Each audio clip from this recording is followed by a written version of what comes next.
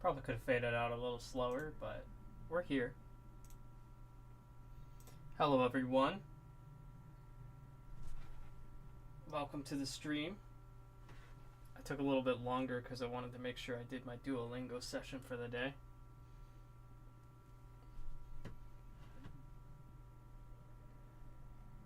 I knew it would take longer than 3 minutes, but I was trying to speed run it. I was trying to speed run it. Let me launch the game, and we'll get started. We will get started, everybody. How is everyone today?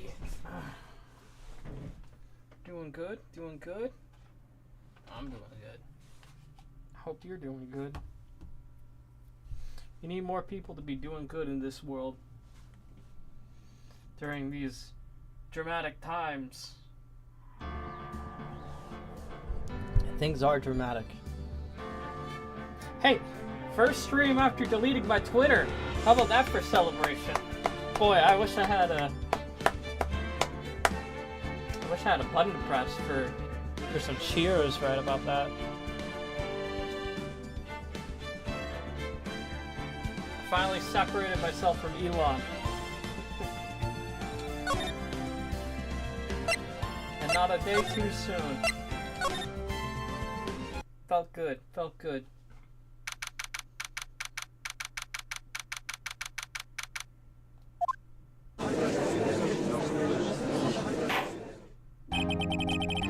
Court is now in session for the trial of Mr. Miles Edgewood.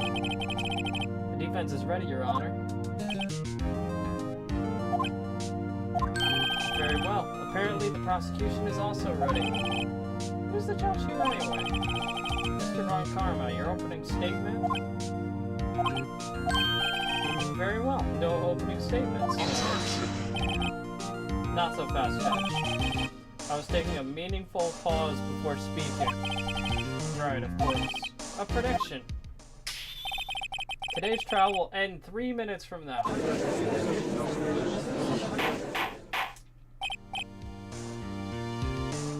Order, order. Well, it's only day 2. Mr. Von Karma, what is the meaning of your opening statement just now? Wow, must be question everything. It'll be over in 3 minutes. We have no time to waste. I'll call my witness now. Right, he's trying to speed run. I call my witness, my decisive witness, to the stand. It's that mysterious boat shop owner. Witness, state your profession.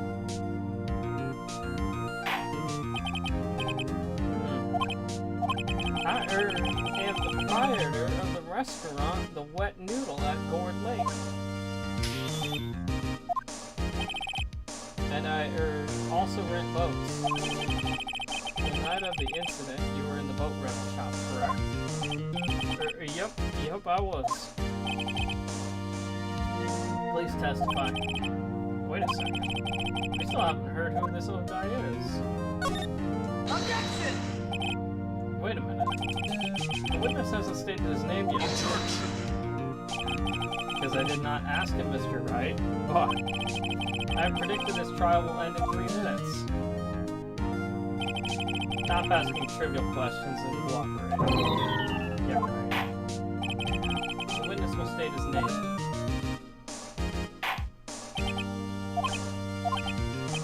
Well, I'm not really sure. Yep. What do you mean? My memory. Your Honor, the witness does not remember anything beyond the last several years. Ergo, he cannot recall his own name. He can't recall, you say? Yes, but the incident in question took place 3 days ago. He can testify. Very well. Let's hear this testimony then, shall we, witness?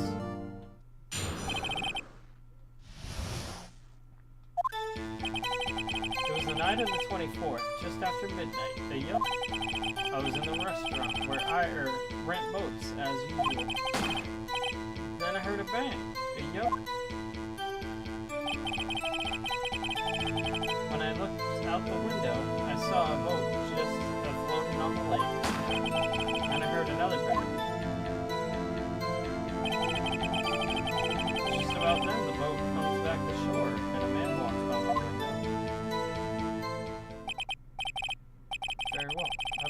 cross-examination.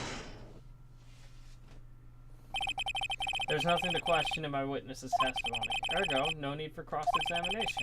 Besides, there are only 10 seconds left before our 3 minutes are up. Judge, your verdict, now.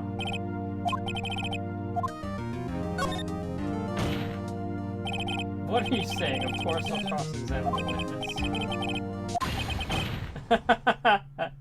He's mad that we ruined his speed run. 3 minutes just passed.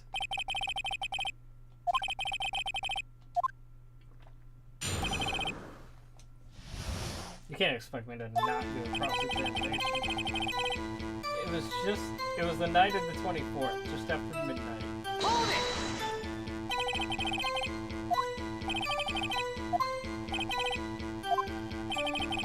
Pretty sure, yep. I talked to you yesterday. You were rather vague about the time. I'm surprised you seem so sure about it today. I asked him and he wrote it. Isn't that right? Don't glare at me like that. I remembered it clearly, I did. You see? Continue. I was in the restaurant where I rent boats. And is there anyone who can verify that? Well, I guess Polly could. That's not good enough for a court of law. Mr. Wright, exactly what's not good enough? Your Honor, this Polly is a parrot. A parrot? Don't be so hard on the girl, Keith. See? The prosecution concedes that we cannot prove the witness was in the shop. Witness, please continue. And I heard a bang. Yep. And where did the bang seem to come from? On the lake, I figured. Are you certain? Yep. Good. Continue. When I looked out the window, I saw a boat just floating on the lake. Hey, Dark Metal. Good to see you. I'm doing good. Just chilling. Ate some dinner. Now I'm ready to play some Phoenix Wright. I'd say it's a pretty typical Thursday now. Also, my first stream after deleting my Twitter, so I'm pretty stoked about that. Was there someone in the boat? It was pretty far out there. I couldn't see clearly. I figured there were 2 men out there. Yep. You couldn't see them clearly. Yep. At the time, that is. At the time. Then I heard another one. So I heard 2 gunshots total. Yep. That's what Lada said in her testimony yesterday. Just about then, the boat comes back to shore, and a man walks by my window. By your window? Yep, my window. Right outside the window of my little shack. And you can see the man's face? Well, the fog was pretty darn thick, but he was right there in front of me. I saw him. This is a rather important detail. Please add it to your testimony. Tisk, tisk, tisk. I have a bad feeling about this. The man was the defendant. He was saying, I can't believe he's dead. Are you sure? Dad. Dead certain, Keith. He said, I can't believe he's dead as he was walking by, too. Witness, are you sure that person you saw was Miles Edgeworth? It was him, that Edgeworth boy. That might be a little too much for him. This sounds like decisive evidence indeed. I see no room for doubt. Karma, he lured me into cross-examining so he could set me up for a fall. This. Nick, I don't like the way things are going here. Everyone in the courtroom is glaring at us. We better act quick, or this trial's going to be over. Objection! Your Honor, we proved in yesterday's trial that it could not have been Edgeworth who fired that gun. Mr. Wright, are you referring to the fingerprints from Edgeworth's right hand on the gun and the photograph showing the man firing with his left hand? Exactly. That is easily explainable. He could have wiped his prints after he fired. You're ignoring the truth of the matter here. Everything in this witness's testimony is true. The judge is lost in thought. What should I do? Let me raise an objection. Objection! Your Honor, this witness claims that Edward said, "I can't believe he's dead." From now on, my default option is to just raise an objection. Waiting for the new Bleach game to finish downloading. Then I'm gonna start. Oh, nice, nice. I hope you enjoy it. I should get back into watching Bleach. I've watched a little bit of it, but I haven't watched it in a couple years, or 1 year at least. I can't remember how long it's been. The witness claims that Edward said, "I can't believe he's dead," but his word is all we have. If he were telling a lie, Mr. Wright, in a court of law, the evidence tells all. Apparently, you have yet to realize even this basic fact. If you say his testimony is a lie, show us proof. Do you have any evidence? It's no good. There's nothing I can do. Are you sure? To be honest, I don't know what to do anymore. Please, can you hear me, sis? Please. We need your help. Nick needs you. 3 minutes was perhaps too high an expectation. However, 15 minutes isn't bad. This must be a new record. Enough. The witness may leave the stand. This court seems no reason to further prolong the trial, nor is there any need for more time to decide the case against the defendant. This case is extremely clear. I see no room for misinterpretation of the facts. What? No. Court finds the defendant, Mr. Miles Edgeworth, guilty. The accused will surrender to the court immediately to be held pending trial at a higher court within a month from today's date. That is all. The court is adjourned. Wait.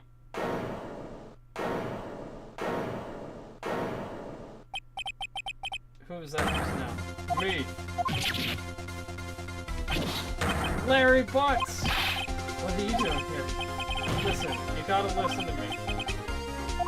I was there in the park the night of the murder, but I wasn't sure about it until just yesterday.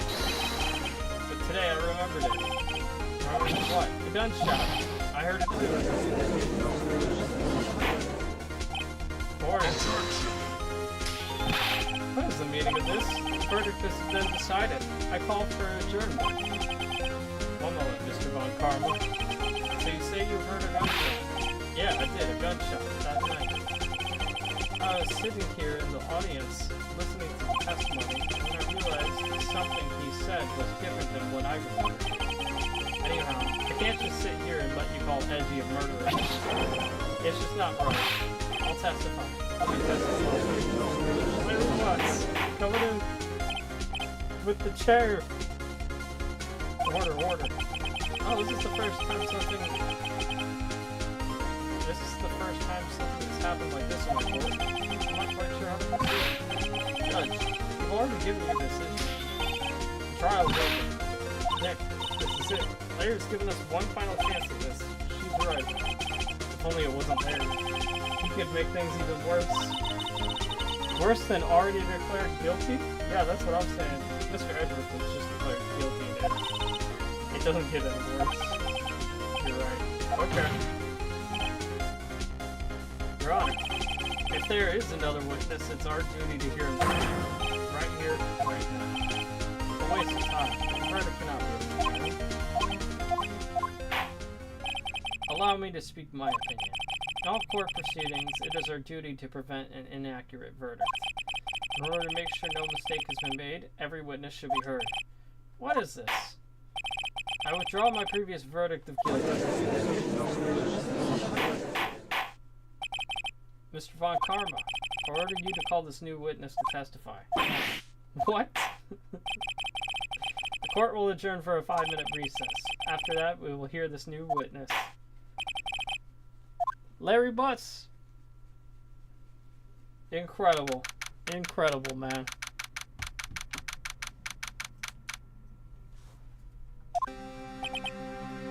That was too close. Sorry to keep you on the edge of your seat like that, Edgeworth. I've seen worse. Yeah, right, Edgeworth. You're sweating bullets. I wonder what Larry plans to say there. Larry was at the lake that night? Yes. He said he went looking for the steel samurai balloon that flew into the moon. And he found the balloon in the air tank that night? Yeah. Hey, Edgeworth. Huh? You see something right? Yeah, a lot of things. You seem out of it. What's wrong? It's nothing. Mr. Edgeworth, there's something I've been needing to ask you. What's that? Why are your fingerprints on the board? Oh.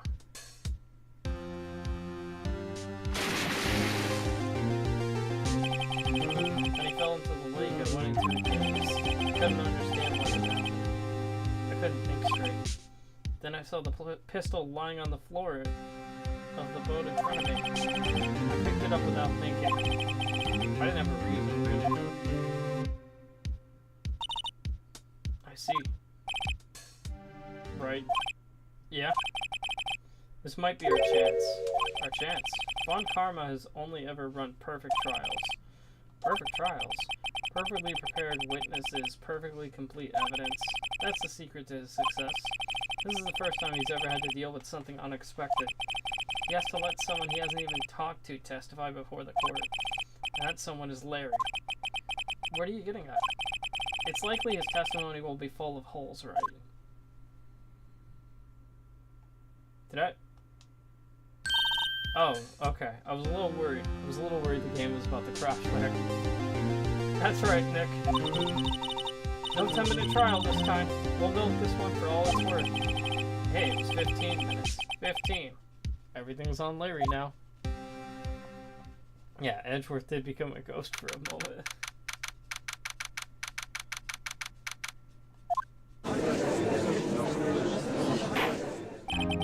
Court is now back in session. Witness, please testify to the court about everything that you saw on the night of December 24th. Right, leave it to me. Please, Larry, don't mess this one up. I hate to admit it, but you're our last chance. Von Karma didn't even have time to prep his witness. I just hope Edgeworth is right about this being your big break.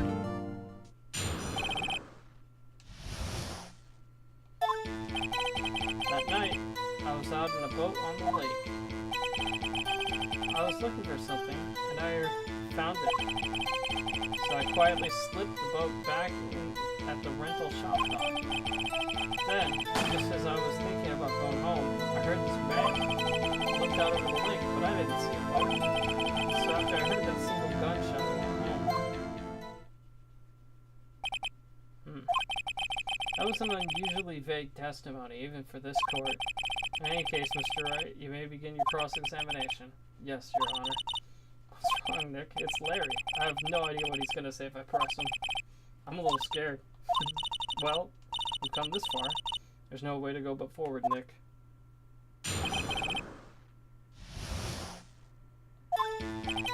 That night, I was out in a boat on the lake. Hold it! Something wrong, Mr. Wright? There were so many things wrong, I don't even know where to begin. Okay, first of all, what time was it? It was after 11 when I went out in the boat. By the time everyone had gone home for the night.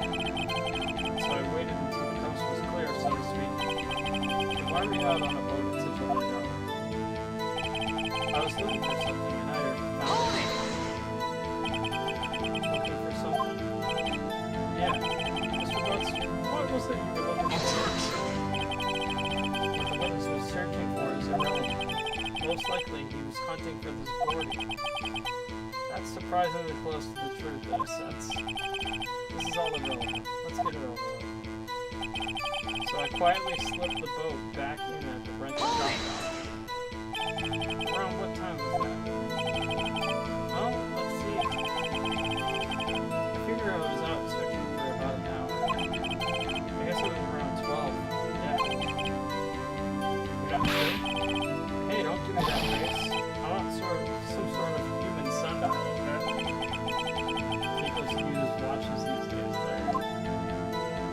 Back in the area, back before everyone had a cell phone.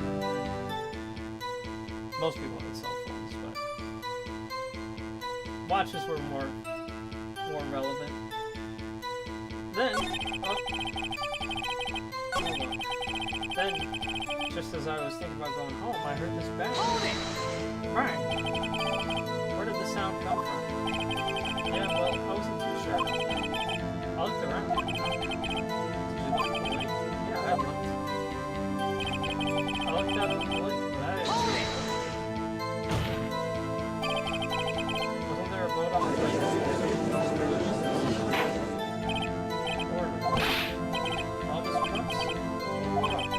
Everybody just calm down, okay? I mean, it's real foggy that night. I'm not sure whether there was a boat out there or not. Oh, okay, no problem. That's just the most important part of this case. So after I heard that single gunshot, so you only heard one bang, correct? Yeah.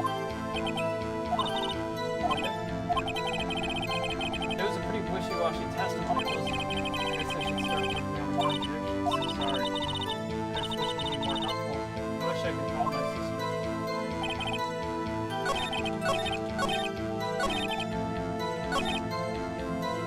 Single gunshot. What are we going to present?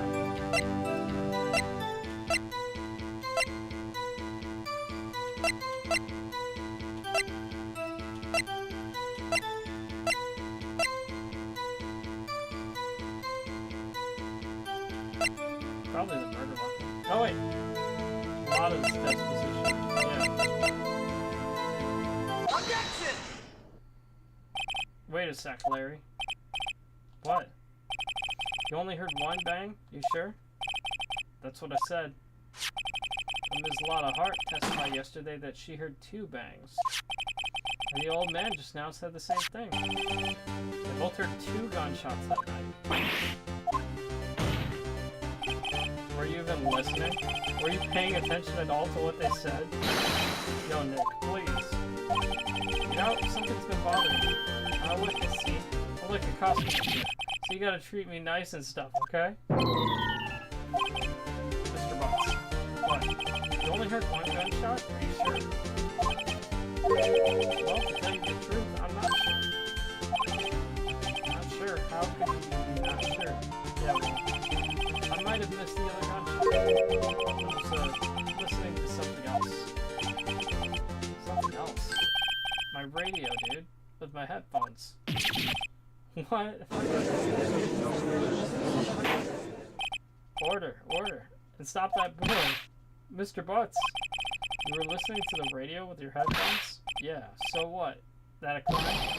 I listen to my radio. Everyone listens to the radio. What's the big deal? Mr. Von Karma, your opinion? Waste of time.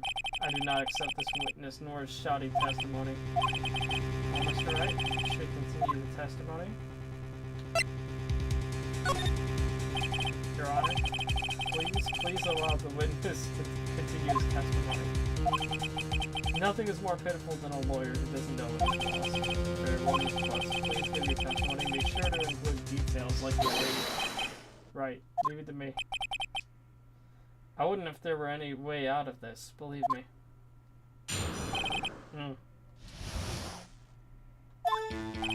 It's lonely being alone on Christmas Eve. That's why I was listening to an all-request show on the radio. See, I was listening to it real booming loud, like. But I'm sure I heard that gunshot. I remember exactly what the DJ was saying when I heard it too. You're listening to your radio at a high volume? Yeah, what's the big problem? Can't a man listen to his radio in peace? Isn't this a free country? I truly believe Larry has no idea what the problem here is. Judge, can you believe a word this witness says? What he heard was probably nothing more than a drum beat from the radio. Uh-oh.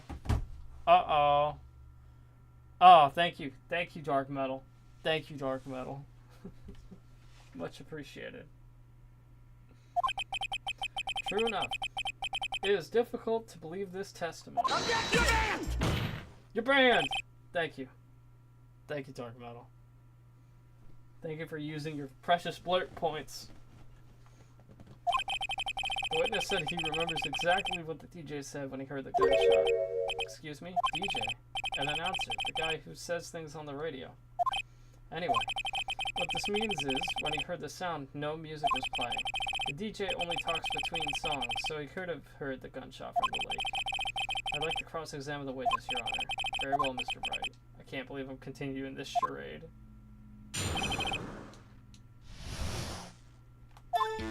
It's lonely being alone on Christmas Eve. So you turned on the radio? Right. I just wanted to hear someone's voice, you know? You don't know what it's like out there, alone, on Christmas Eve. Alone. I shouldn't have said anything. That's why I was listening to the All Request show on the radio. Do you by any chance remember the name of the program you were listening to? This has nothing to do with the case show. Objections sustained. The witness was listening to the radio. That's all we need to know. That was Mr. Lutz. How loud was your radio set to that night? I was listening to a real booming loud. Real booming loud? Yeah, you know. And you had headphones on? Yep. I wouldn't think you could hear anything going on outside at all. But I'm sure I heard that gunshot. Can you prove that? No, of course you can't. No, I can't prove it. I remember that moment real clear. Me and Lola was talking about it and came back real clearly, you know? I remember exactly what the DJ was saying when I heard it. What did he say? Mr. Wright, please cease these pointless questions. I'm possibly good knowing what a radio DJ said was. Indeed, Mr. Bonkarma has a point. I'll allow the question only if you see some reason why we should care. Yeah, we should care. We should care, Your Honor. Of course we should. Why? Well, how do you know if we don't ask? Fine, very well. Mr. Lutz, please testify to the court. What was the radio announcer saying when you heard the gunshot? Just when she said, hey, it's almost Christmas, I heard the gunshot. Are you sure? Of course I am. She had this real sexy voice. That's right. I'm not sure how to help this at all. This is the most ludicrous testimony I've ever heard. But there is one gleaming ray of hope in there. I'm gonna press it until we get to the bottom of what happened. It's almost Christmas. That gives me something to work with here.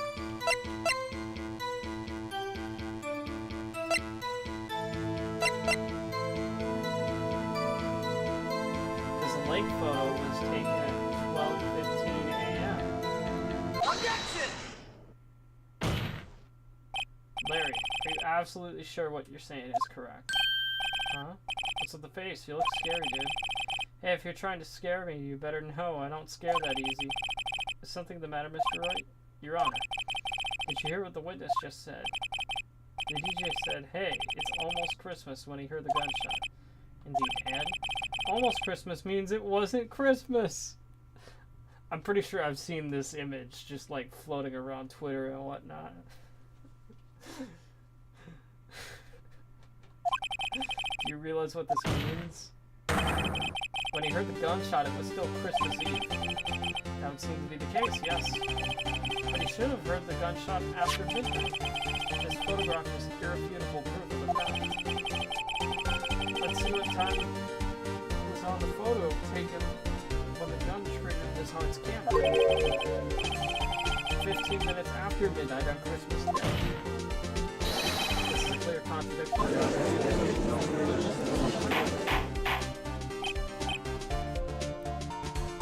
Order. What does this mean? The two prior witnesses heard gunshots after midnight. However, this witness says he heard a gunshot before midnight. Judge, the answer is simple. The current witness is plainly mistaken. Just look at him. Suspicious. What? Well, Mr. Wright? What do you think about Mr. Lutz's claim that he heard the gunshot before midnight? Larry's not mistaken. He heard that gunshot before midnight. Intriguing. I'm assuming you have evidence for this wild claim? Show me evidence there was a gunshot before midnight. Oh yeah, the second link photo. At 11:50. Take that! Look at this photograph. This was taken by a witness yesterday with his lot of heart with their automatic camera. The timestamp on this photo reads December 24th, 11:50 p.m. Oh. There's nothing on the link in this picture, Your Honor. The real issue here is not like nothing is shown in this photograph. It is why this photograph exists at all. What do you mean? Your Honor, this photograph was taken by an automatic camera. That camera was set to go off in response to loud noises. There was a loud noise on the lake at 11:15 p.m. This is why the photograph was taken. In other words, when Larry heard the gunshot, it was most definitely still Christmas Eve. Indeed, it would seem that is the case. Where does that leave us? Sarah testified that she heard gunshots after midnight. They claim she was mistaken. Not at all, Your Honor. The fact is that the camera also triggered 15 minutes after midnight. Your Honor, that night, there were 2 sets of gunshots with a 25-minute pause between them. Why would this be? Don't be fooled, Judge. The camera was set to respond to loud noises. There was no proof that the loud noise at 11:50 was a gunshot. Why the witness couldn't sneeze, triggering the camera. Hey, my nose was clear that night, man. Clear. Oh, Mr. Wright. So turning back now, to prove the loud noise at 11:50 p.m. was indeed a gunshot. I mean, it's gotta be this, right? The gun was fired 3 times. Take that! This is my evidence. The murder weapon? Something about this pistol was bothering me, Your Honor. Both of the witnesses who testified yesterday heard 2 gunshots. However, the murder weapon was fired 3 times. When, then, was the last shot fired? Only now have I realized the truth. The third shot was the shot Larry heard just before the murder. Order, order! That would make sense of the evidence we've seen so far. However, this leaves me wondering exactly what did happen that night on the lake. Exactly. If this is true, there were 2 sets of gunshots separated by 25 minutes. One at 11:50, another 15 minutes after midnight. Why, I ask you, why? Uh-oh, better think of something quick. Wait a second. Gunshots separated by 25 minutes. What's wrong, Nick? I have it, huh? Remember the case with the Steel Samurai?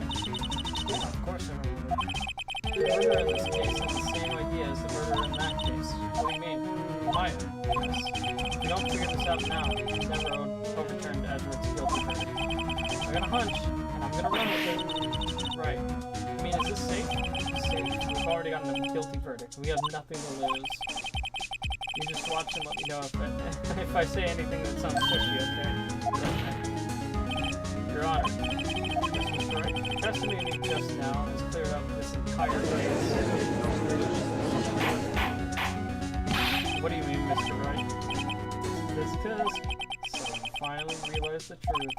There can be no other murderer here than Miles Edgeworth himself. Wrong, Varkana. The man was shot that night, but it wasn't Edgeworth that did the shooting. Listen, Ryan. Take a deep breath and consider the facts. At the time of the murder, 1 boat was on that lake. This was shown by the witness's photograph.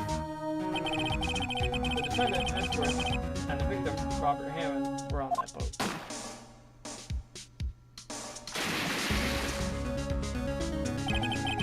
There was a gunshot fired on the boat, and Robert Hammond fell in the boat. The distance of the shooting was 1 meter. Couldn't have been suicide. Well, the guilty party has to be the other man on that boat. I admit, it is hard to imagine any other possibility. Yes. But this assumes that the victim was shot at 15 minutes after midnight. What do you mean by that, Mr. Lee? We have photographic evidence of the time of the shooting. The timestamp on the photo says 0015. Larry heard a gunshot 25 minutes before that. Robert Hammond was killed then, 25 minutes before the shot on the lake. It's the only way that Edgeworth could be innocent. Mr. Wright, are you quite mad? Explain who the two men on the boat are.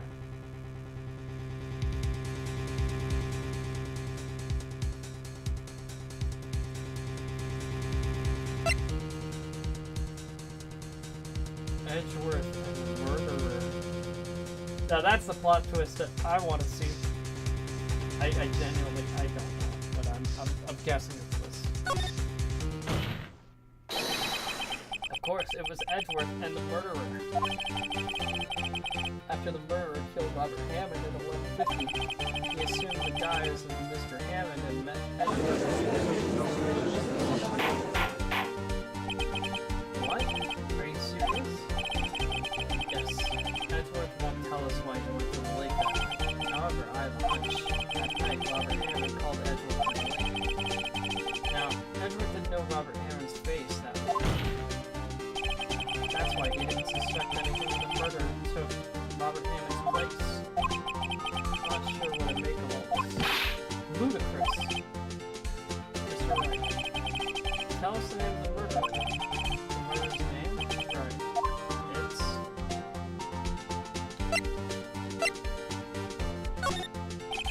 Actually, I don't know the murderer's name. You don't. Huh, again, you waste my time. I don't know because he never told us. The murderer is the caretaker of the boat shop, that old man. At 11:50, he was the one who killed Robert Hammond. Caretaker of the boat shop? Where did he do this? There weren't any boats in the lake. Like he would have to go all the way.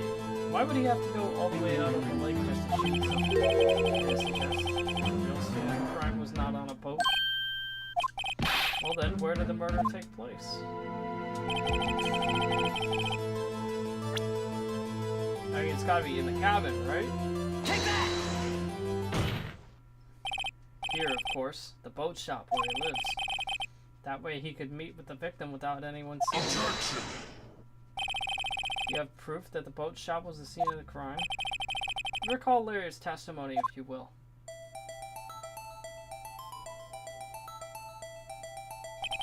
That night, he was out on the lake in a boat, searching for something.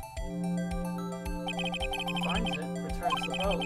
Then, just as he's starting to head for home, he hears a gunshot. He heard a gunshot, Your Honor, even though he was wearing headphones at the time. In other words, the gunshot was very, very close by. And where would that be if he had just returned to a boat? The boat shop. Mr. Wright, what happened that night on Gourd Lake? Please tell the court from the beginning. Yes, Your Honor. Nick, are you sure about this? Not really. But I think if I start at the very beginning, and I take it slow, I might just be able to figure this out. That night, the caretaker of the boat shop called Robert Hammond to his shop.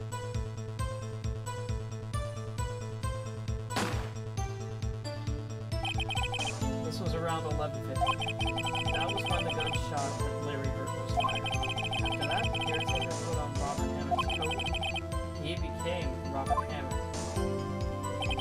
Then he got the boat with Edgeworth and went out into the middle of the lake. He fired the pistol on the boat, Mr. Wright.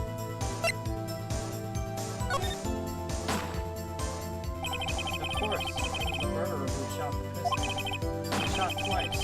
Both missed Edgeworth. On purpose. Wait a minute. Yes. Why would he shoot twice if he didn't mean to hit him? Know this, Mr. Wright. The moment you run out of explanations is the moment you lose. That was why the murderer had to fire twice. I believe he shot twice to create a witness, Your Honor. Create a witness. The murderer lifts his pistol and fires one shot. That ensures that anyone who heard the shot would look at the lake. Indeed, Miss Hart did exactly that after hearing the first gunshot. Next, the murderer waits a bit and fires again. Then,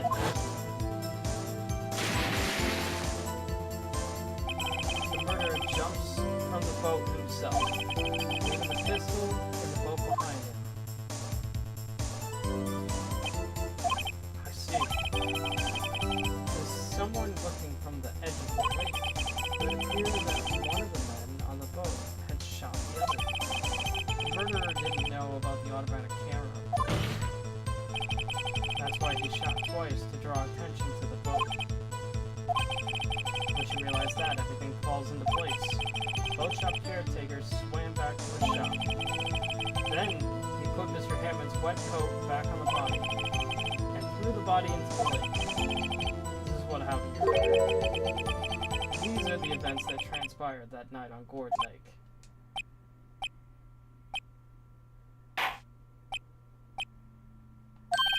Bailiff, bring out the witness from before. Boat shop caretaker, quickly.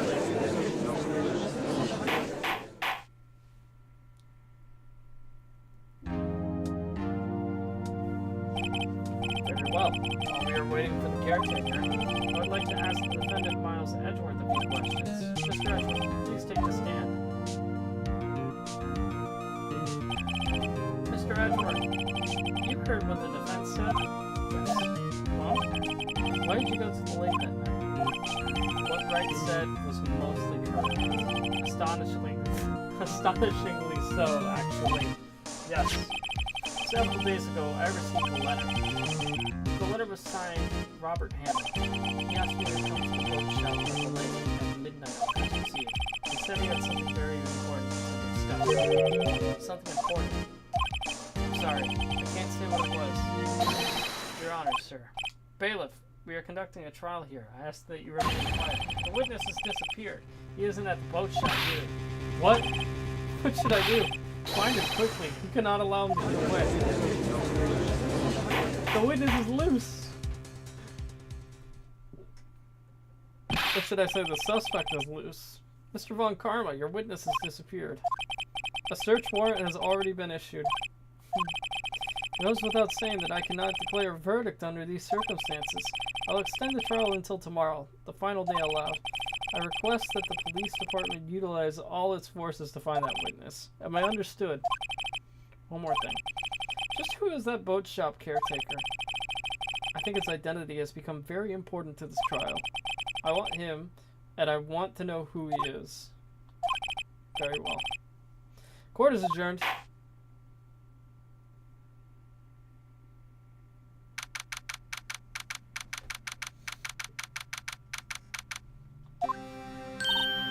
Yay, Nick. You did it. Yeah. Well, at least we got out from under that guilty verdict. And what about Larry? That was something else. Even Von Karma didn't know what to do with his testimony. Larry really helped us out. Sure, once I sifted through his unique testimony. Still, he did save us. I just wish our cases weren't so down to the wire all the time. I know what you mean. Sometimes I feel like it's us on trial instead of our clients. Edgeworth. Mr. Edgeworth? Did you say something? Don't look so pained. I mean, it looks like you're probably going to get off the hook. You could just try to smile a little. Relax. I'm sorry. But I fear it's not over for me yet. What do you mean? Right. There's something that's been troubling me for a long time now. And I don't know whether or not to tell you. No, there's so little time left. I want to tell you to get it off my chest, but I can't make up my mind. What is this about, Edgeworth? It's a nightmare I've had. A memory of a crime that I committed. A crime you committed? A memory of a murder.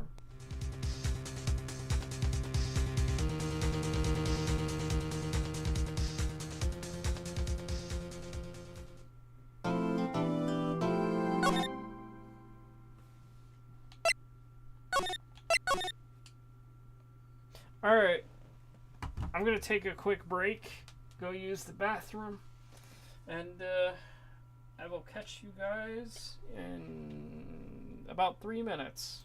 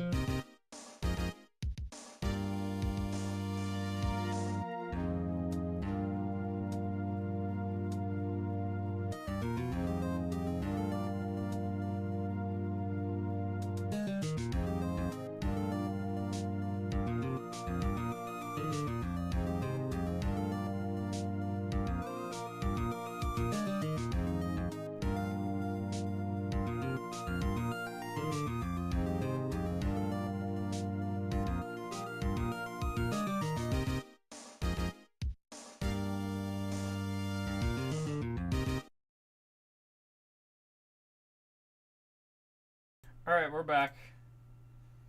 We're back. Alright. December 27th, 2:11 p.m. Wright & Co. Law Offices. What was Mr. Edgeworth talking about? A memory of a crime that I can memory of a murder. He said it was a nightmare. You really think Mr. Edgeworth killed? I don't believe it. Not anymore. Some painful memory has been troubling him recently, but he never takes someone's life. Nick.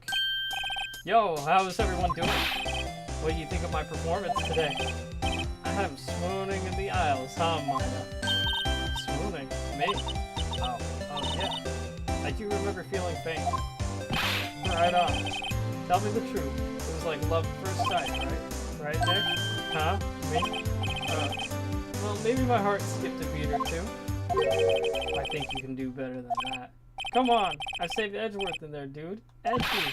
You guys should be bowing before me. Yeah, bow before your hero.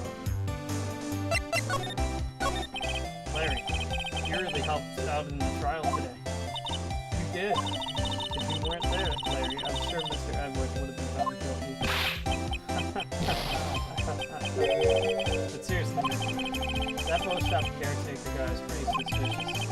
But Edgy ain't off the hook yet. Way to spoil the mood, Larry. Hey, I'm just a guy sitting in the audience, you know? But from where I was sitting, Edgy seemed pretty edgy. I mean, can you really know he's telling the truth about that night? Nick? I don't know. What I do know is I'm going to believe in you two until the end. Us two? Edgeworth and who else? You mean me, right? Nah, he means me, right, Nick? Yeah, you, Larry. Not me.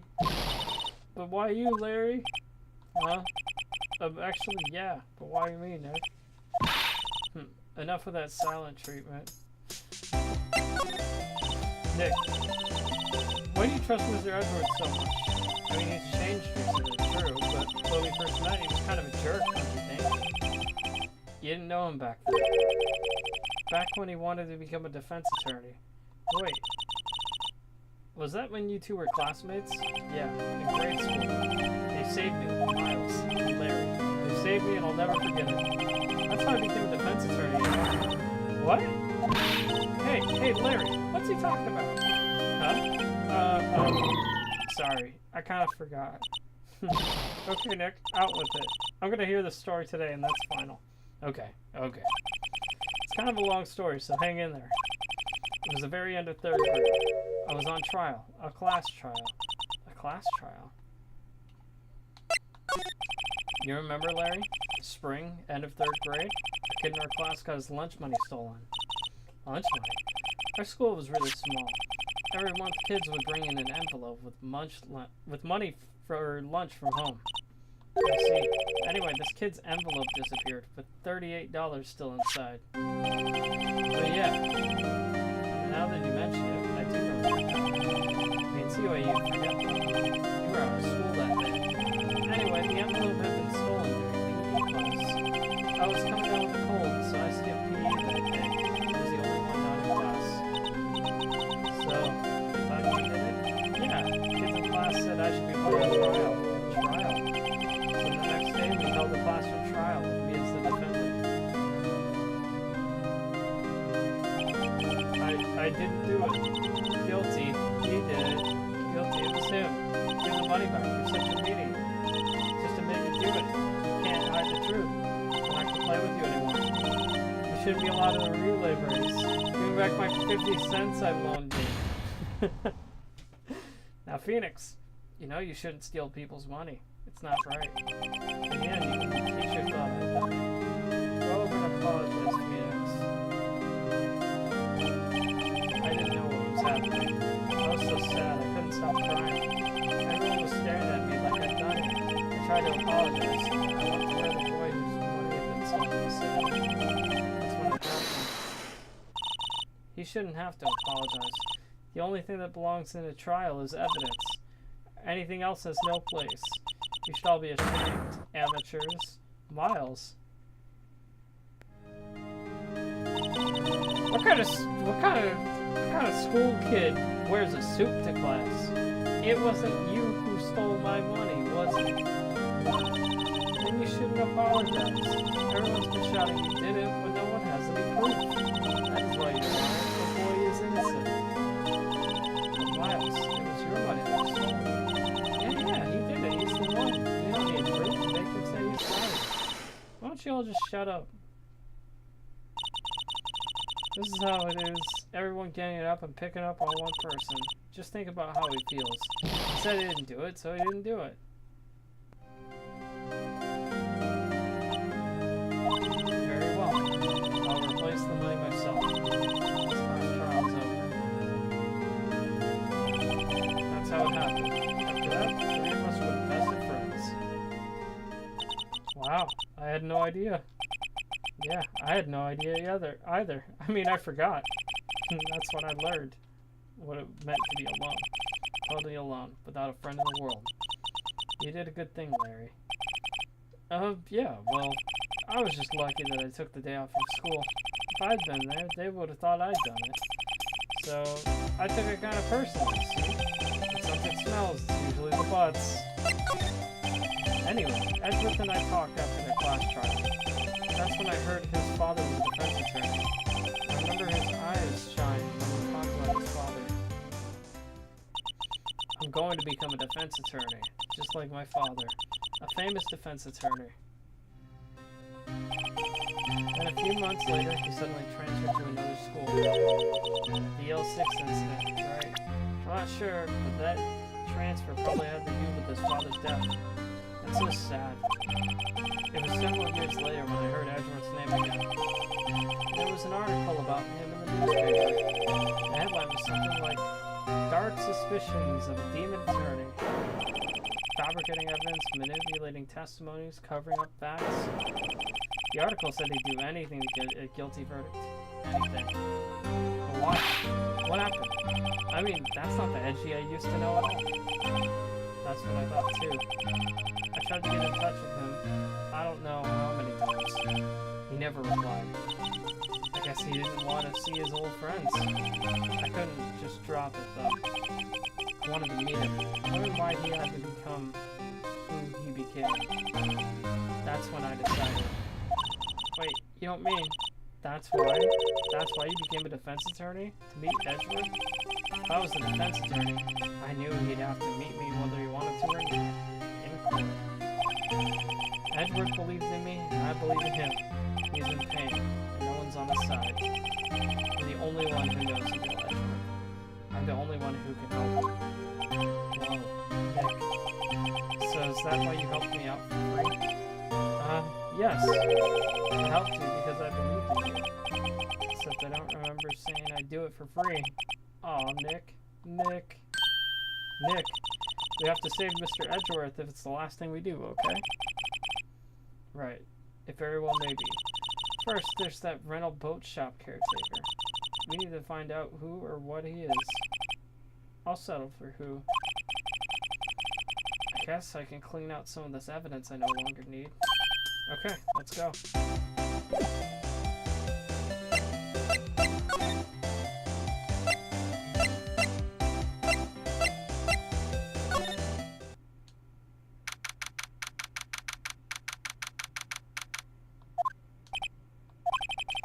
You look as grim as always. Mr. Edgeworth? I heard the story about the class trial. Class trial? What do you mean? You don't remember? No, I don't. Your lunch money was stolen, wasn't it? In 3rd grade? Lunch money? Oh, right. Yes, I seem to remember something like that. Nick, I think you're the only one who really remembers. Well, that probably only really mattered to me anyway. Mr. Edgeworth, didn't you know? That trial was the reason Nick became a defense attorney. Ridiculous. Gee, thanks. That said, it does sound like the kind of thing you do. You haven't changed a bit, have you, Wright? It's so simple to a fault even. Well, maybe yeah. I think you changed too much, Edward. Perhaps. Edward, prosecutor anyway. I used to look up to you, Dad. You said you wanted to be a defense attorney, right? I couldn't let myself deny reality like you. What do you mean? My father was taken from me. You want me to defend criminals? I'm sorry, but I'm not that good of a person. One suspect was apprehended in your father's murder, right? Yes, the man trapped in the elevator with your father. His name was Yanni Yogi. He had to be the shooter anyway you look at it. And yet, he was found innocent. The defense attorney got him off the hook. That would be Robert Hammond. On that day, 15 years ago. Three of us were trapped in an elevator for 5 hours. We were rescued. We all suffered oxygen deprivation. We lost all memory of the murder. What's your memory? Even now, I can't recall what happened in that elevator. That was the crux of Yogi's attorney's argument in court. He claimed Yanni Yogi had not been of sound mind due to oxygen deprivation. Yogi was released due to lack of evidence. Innocent. That's when I changed my mind. I started to hate defense attorneys. What's your relationship with Von Karma? He's my teacher, and a man who deserves respect. I learned everything I know of courtroom techniques from him. So, he's like my sister was teaching him. He is a perfectionist in all things. In court, in his personal life, he is obsessed with doing everything perfectly. Perfectly, huh? In all the cases he has taken on, none were left unsolved. Not one suspect was declared innocent ever. I know. It's possible some of the suspects were indeed innocent. However, it is impossible for us to accurately determine that in every case. All Von Karma does is his job, to find the suspect guilty perfectly. In any case, it's nigh well impossible to find a weakness in it. Should a weakness appear, he would do everything in his power to make it. Edward, what you're saying is true. You're headed for a guilty sentence. He's right. Now's no time to praise the enemy, Mr. Edward. It's a strange situation in which I find myself, I'll admit. No kidding. Alright. I think we should go to Gordon Lake.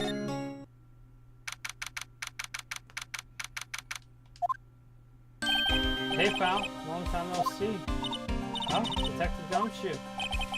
Close one today, eh? I got so worked up I snapped my tie in half. Sorry about that. No problem, pal. Thanks to you, we now know who really did it. You mean the boat shop caretaker? Look, I'll make you a promise. I'll have that scoundrel in my custody by trial time tomorrow. Come what may. It's my duty to you as a police officer. Now I'm off to catch me a criminal. Detective Gumshoe sure is active today. Oh, one other thing. No one can go into the woods today. The woods? Where a lot of us camping? The woods are off limits to camping, and apparently the park ranger found out. He got pretty mad. No one could go in for a while. Guess Lotta's in a lot of trouble. Anyway, I'll be seeing you tomorrow.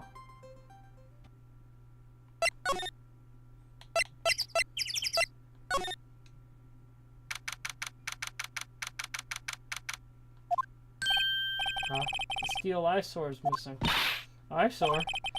Looks like the hot dog stand is closed, too. I guess Larry's too busy worrying about Mr. Edgeworth to show up for work.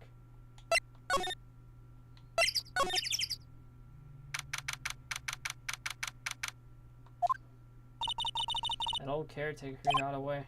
Yep. I never imagined he might be the real murderer. Ahem.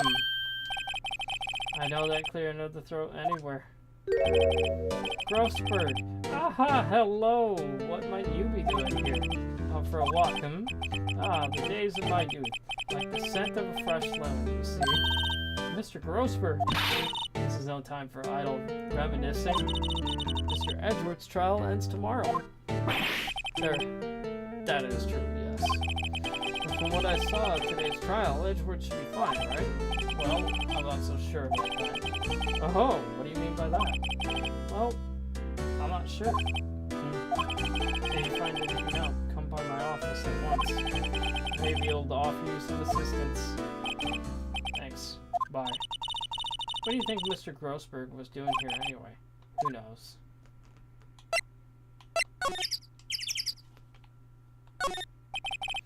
The boat rental shop. Doesn't look like anyone is around. Caretaker must have run for the hills, huh? Yeah, looks like it. He didn't seem like a bad person.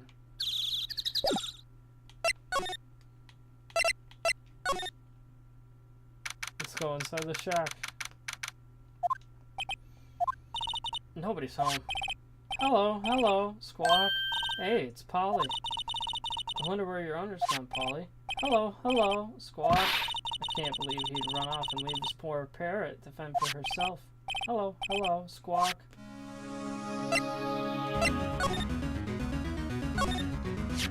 Maybe I should take care of Polly, Nick?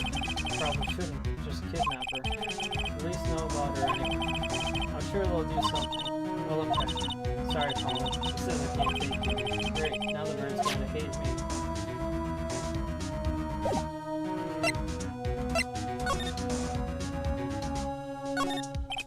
That fishing pole looks expensive. Maybe we should bring it to Detective Bunchkin. Don't you think the caretaker would mind? I think we should leave the metal detector in exchange. Maybe we'd better not. That reminds me, Nick. Polly here knows the number to the safe, right? Yeah, that's right. Polly, what's the number to the safe? 1228, Squawk. Let's open it, Nick. Come on. I'm sure there isn't any money in there. What? He gives it locked, right? There must be something about it. I'm not so sure. Okay, Nick, let's see what's in there. I guess there might be a clue or two. The only thing in here is the letter. Letter? Oh, boring. There's no name or signature on this thing. Handwritten in very precise, clear letters. Get your revenge on Miles Edgeworth. Edgeworth. Nick, why would Mr. Edgeworth's name be on here? How should I know? I'm going to read the whole thing. Get your revenge on Miles Edgeworth. It also says this is your last chance. Now is the time to get revenge on the two men who ruined your life. The rest of the letter goes on to describe the murder plot. How to kill Robert Hammond. How to frame Edgeworth. Calling Edgeworth out late, getting on the boat. Firing twice. That's exactly what I figured out today in court. It's all here. Perfect detail. What do you think it means, Nick? I don't know. It looks like these are instructions for that caretaker. When he killed Robert Hammond and called out Edgeworth, he was following instructions. But who could have written that letter? And what does it mean to get revenge on Miles Edgeworth? I don't know, okay? One thing's for sure. This letter is an amazing clue. But if it was safe, I didn't say so. There's nothing left in the safe. I wonder why the caretaker didn't put the letter in. Left in a hurry. I don't think he even came back here after the trial.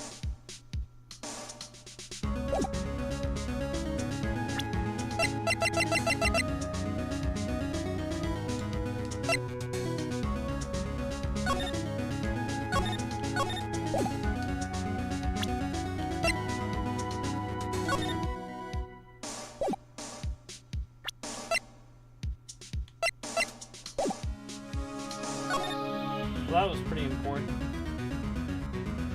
I don't think the rest of this is, though. I'm sure Polly is important. There doesn't seem to be anything else to of importance. We'll go through the fish anyway. I'm just gonna skim through these real quick, just to rule them out. What's wrong? Oh, this. Okay. He hasn't been here since the trial, since he hasn't been here.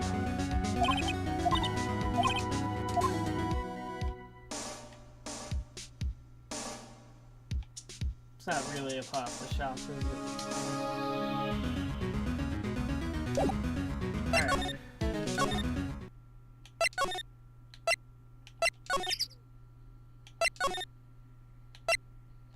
can't go into the... I can't go into the woods anymore.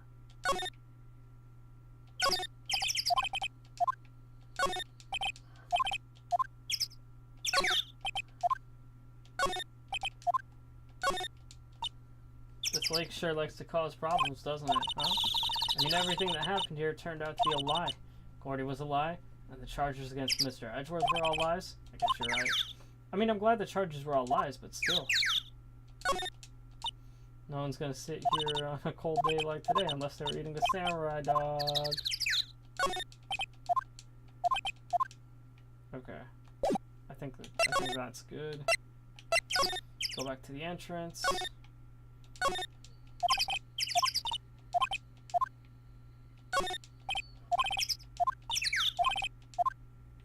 Alright.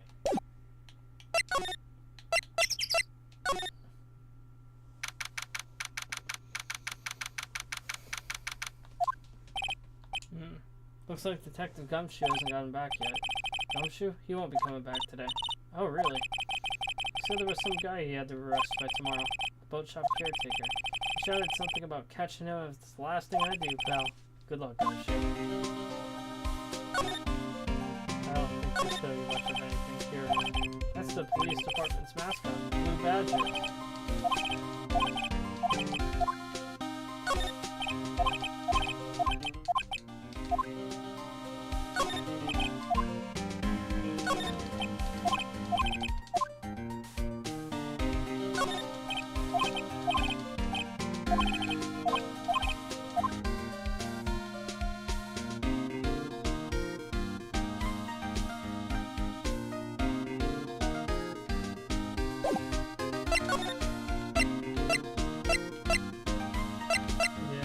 Nothing there. One day left, Nick. Yeah, I know. Well, no time to waste. Let's get going.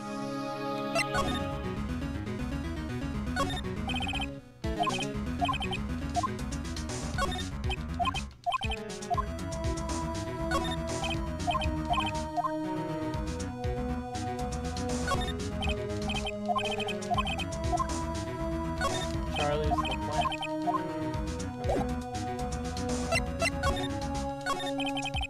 What do you think we should do, Maya? You would know best, Nick. Just do what you do. That should work. Any good ideas? Well, this is all tied to the DL6 incident. We better find out as much as we can about that murder tomorrow. Oh, so they're talking to go back to Edgeworth. Probably present him with the evidence. Edgeworth, see this letter? This came out of the safe in the shack where that boat rental caretaker lives. I see. Revenge on me. Who is that old guy anyway? I don't know. Could he be an innocent defendant who got declared guilty or something? That's right, but I don't remember that old man. Not at all. So he was following this letter though. There's someone else behind it. Two men. Meeting myself and Robert Hammond. The officer says this is your last chance. He's talking about the statute of limitations on the DL6 incident. Wait, that old man. What is it? Do you know who he is? Yogi. Could he be Yogi? Yogi. The suspect in the DL6 incident. The one who was found innocent.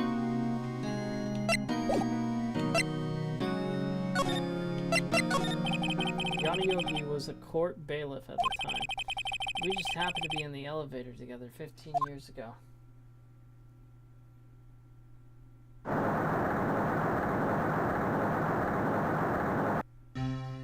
The quake was incredibly strong. Before I knew it, everything was dark. We were there for so long it felt like forever. We were thin, and the darkness closed in on us in that little box. We became unsettled. Help! I can't breathe. Quiet, I said quiet. You're not making this any easier. I want to get out. Help! Get us out! Don't shout. You'll just use up more oxygen.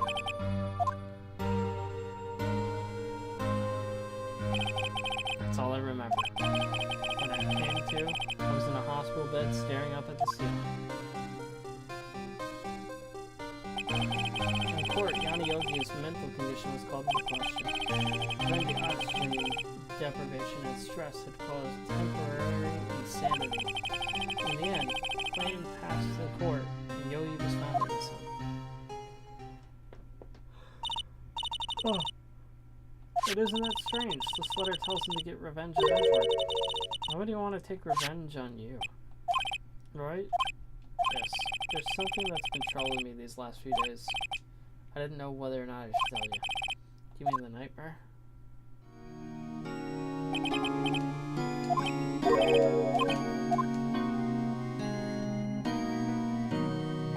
I think the time has come to tell all. For the last 15 years, I've had the same dream almost every night. Like I'm in a fearful sweat every time. What kind of dream? It's a dream about my father's killing in the dark. Help. I can't breathe. Quiet. I said quiet. You're not making this any easier. I want to get out. Help. Get us out.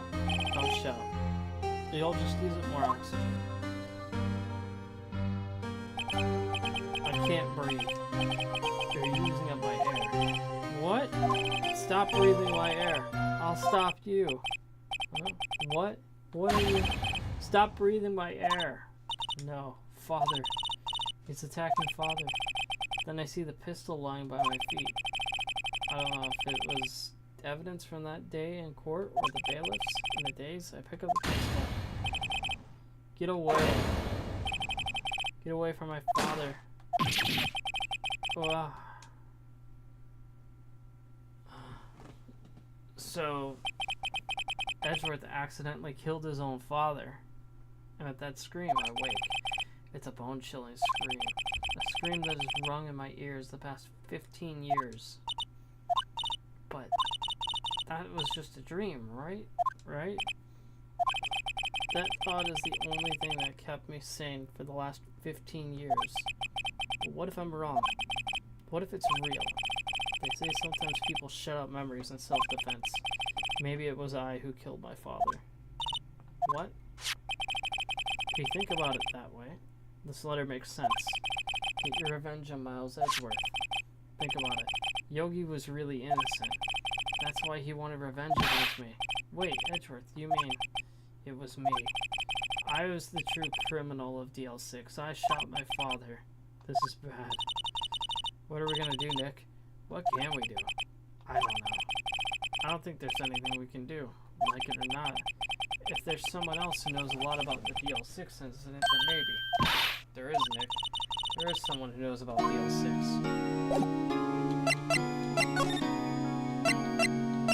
Grossberg. Mr. Grossberg, hello there. What's wrong? What's trouble? No kidding. I can't believe you're not. Never mind. Just calm down and tell me what's happening. Where's Mr. Edgeworth? I see. So Edgeworth dreamt he shot his own father. Only a dream. Only a dream. I wonder... What? If that's the case, why does he look so troubled? Well... Also consider this. You quite certainly hold a deep grudge against Miles Edgeworth. So deep you'd want to frame him for murder. This leads me to surmise that Mr. Edgeworth's dream was not a dream. It was real. As you imagined. Miles Edgeworth drew the pistol to save his father. The pistol fired. The deed was done. No. I don't believe it. Yogi was suspected of murder. His career as a bailiff was irrevocably wrecked. Thus he sought revenge on Miles Edgeworth. This was his last chance, of course, with the statute of limitations so close. What do you know about Edgeworth's father? He was a defense attorney without fear. It sounds trite, but it's true. Well, he may have had one fear now that I think about it. Your mentor, Mia Fey. Her sister? Gregory Edgeworth was very disapproving of Mr. Von Karma's techniques. That's no surprise. Von Karma is an extreme man. Forged testimonies and evidence are nothing to it. The result? He has a perfect win record Gregory Edward tried to call attention to his methods, and he lost, and died in despair, as it were. I see. When Gregory Edward was killed, the police called on a spirit medium. That was your mother, Missy Fair. I'm Gregory Edgeworth. I have been killed. One who shot me was the bailiff Yanni Yogi. That Yogi was found innocent. That's why my mother loved us. Everyone called her a fraud. That's right. Everyone thought she was. Now that I think about it, it seems the one who lied was Gregory Edgeworth's ghost. Gregory Edgeworth must have known who shot him. I don't believe it. So you're saying he falsified the testimony? That Edgeworth's dad lied to protect his son? It's only a possibility, mind you. But a possibility nonetheless.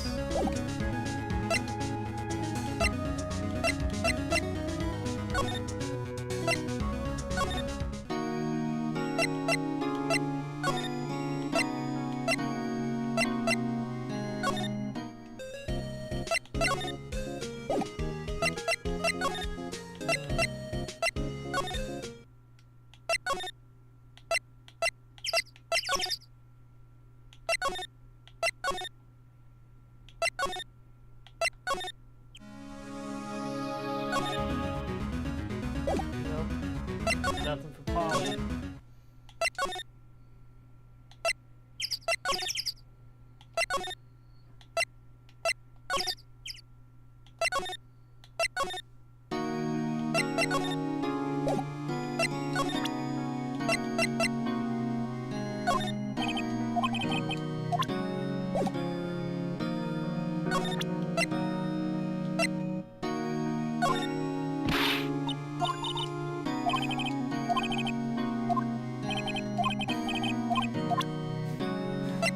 Okay. Interesting reaction. Probably don't show him a picture of his dead dad.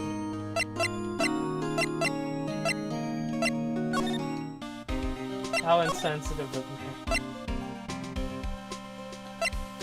Is there more to do like gross? Maybe I should present this. Oh, so this is the letter.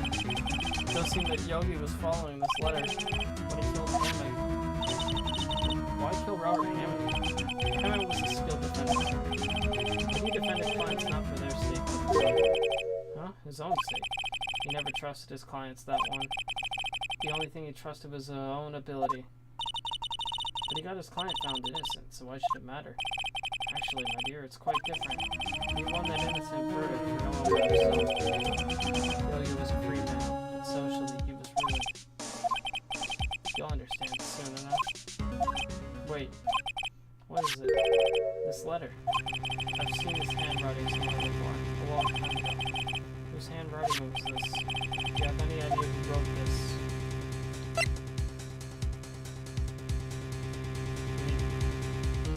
Was it Yanni Yogi? He wrote himself this letter and followed his own instructions? Yeah, I guess that would be one. Perhaps you think Mr. Yogi has a split personality. I think that's definitely a possibility, yes. No, I think not. I do not know this Yogi in any case. There's no way I would recognize this handwriting. Right. Yes, right. Then, was it Von Karma? Karma? Why would he have something to do with this? Well, I'm not sure. Von Karma. Wait, you're right, my boy.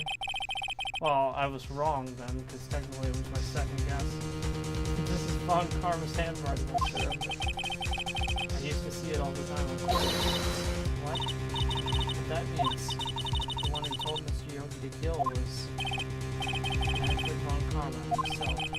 What does this mean? Why would Von Karma want to frame Edgeworth?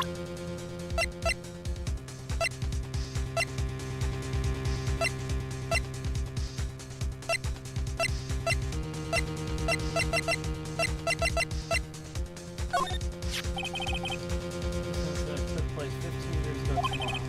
So tomorrow we will not one, but 2 trials. All thanks to the statute of limitations. However, I'm afraid the damage that the DL6 incident has done will never be eased.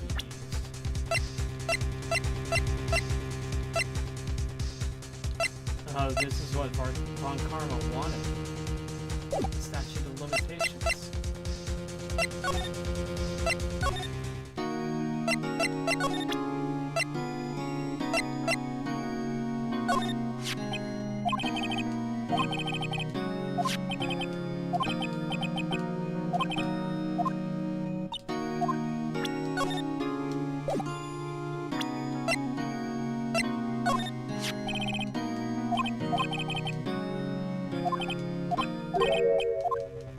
That was the same as before.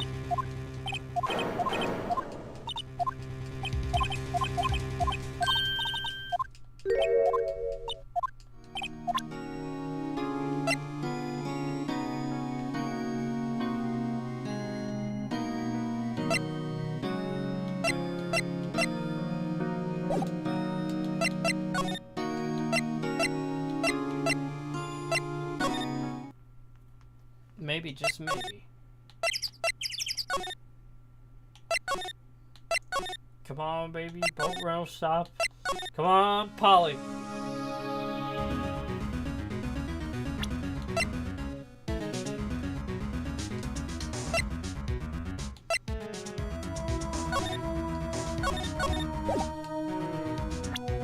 Wait. After his arrest, fiancée Polly Jenkins committed suicide. That's Yanni Yogi's wife.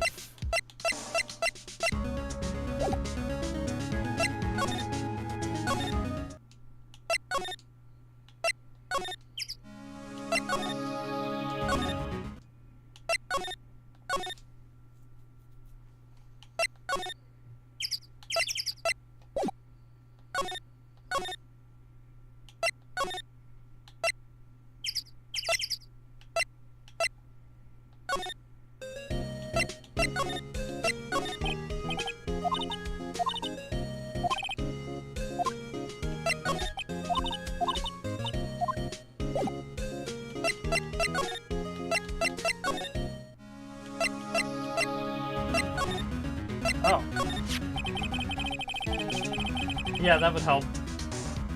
If it truly was Von Karma who wrote this letter, he would know the truth. He would know that Miles Edgeworth had accidentally killed his own father. This is much tomorrow in court.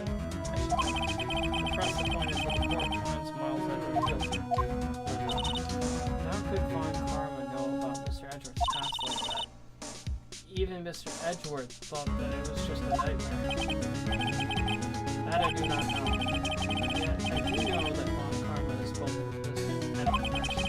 He seems to satisfy a grudge against Gregory Edgeworth for his son. What do you mean? It was 15 years ago.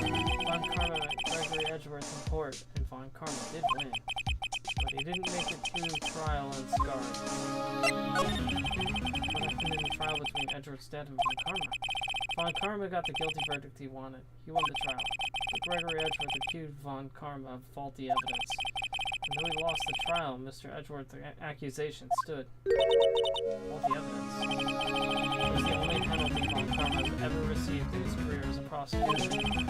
Gregory Edgeworth dealt a blow to his perfect trial record. It must have been quite a shock for Von Karma. He took a vacation for several months after that, you see. Yes, an unusual event for the man. It was the first and last vacation he's taken in as many years of trial. Really? He doesn't take vacations? Like go to the sea or to the mountains? Don't tell me he's never been to Europe. You have strange ideas about vacations, Kyle. Well, these sound like pretty normal, pretty nice vacations. In any case, it was the only time he took a vacation. I believe the penalty of 7 points. If he wanted to keep a perfect record so badly, why take such a long vacation? What are we going to do? Von Karma's going to bring up DL6. You can bet on it. What if Mr. Edgeworth pleads guilty to DL6? I'll bet it. Yes, Mr. Edgeworth. Hate to say this, but even accidental murder is murder. Isn't that manslaughter? Isn't that why we have the definition? I know. I just believe in Edgeworth's innocence. I can't believe he killed someone. But Nick, Mr. Edgeworth admits it himself. His father must have lied to protect him. I don't care. I know he's not guilty. Mr. Wright, if you say so, I suppose I could go check it. Police files might hold something of interest. Mr. Grossberg, thank you. I can't promise anything. In fact, I think chances of finding something are slim. I understand. Please materials.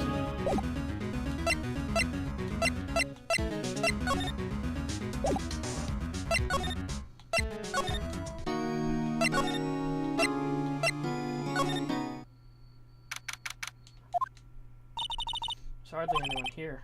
Everyone must be looking out for the old guy, Yogi. Ah, it's you. I don't think Gumshoe will be coming back today. He's staying out late looking for someone. Sounds like Detective Gumshoe is pounding the pavement for real. We were wondering if we could check out the records room again. Well, no, I can't just have anyone wandering around in there. But I guess Mr. Von Karma is in there now anyway. You can go in as long as he's there. Von Karma, yes. He just arrived actually. Von Karma's in the records room. Nick, let's hurry.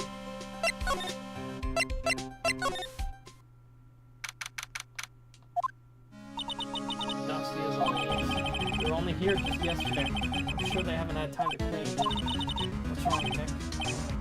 I was just noticing that he isn't here. Von Karma. Huh? One of the drawers is open. Someone must have been looking in it recently. The label says unsolved cases evidence. Nick, the file for DL6 is completely empty. What are you doing here? Front-facing Von Karma can't hurt you. Front-facing Von Karma. It's terrifying. Von Karma. You. How did you know my name? Huh? Have we met? What are you saying? We see each other every day, don't we? We're Miles Edgeworth's defense team. Defense team? I beg your pardon. You see, I rarely remember defense attorneys. They're like bugs, needless things that to be crushed. I can see how this guy was Edgeworth's mentor. Mr. Edgeworth is your student, right? A romanticist who still can't shed the veneer of enemies. Just like his father, always said so. Mr. Von Karma, you had an axe to grind with Mr. Gregory Edgeworth. Me? A grudge against a mere defense attorney? Why? Because he dealt a blow to your otherwise perfect trial record? So you did. But what I don't get is, why did you take his son under your wing afterwards? The son of your most bitter rival. That, my dear attorney, is none of your business. Tomorrow will be the last day of this trial. It's been a while since I've had a defense attorney last this. Still, no one knows in the end. Miles Edgeworth will admit his own guilt. Guilt of 15 years ago, you mean? You're quite the researcher. If you've done your homework so well, then certainly you must understand. You know what Miles Edgeworth will tell the court tomorrow. Von Karma is going to be hearing up DL6 in court.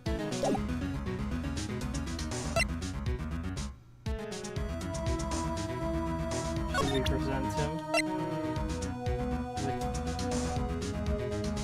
this? Mr. Von Karma, have a look at this. This was you. You instructed Johnny Yogi to commit murder. Johnny Yogi. How many years has it been since I've heard him called by that name? He's a fool.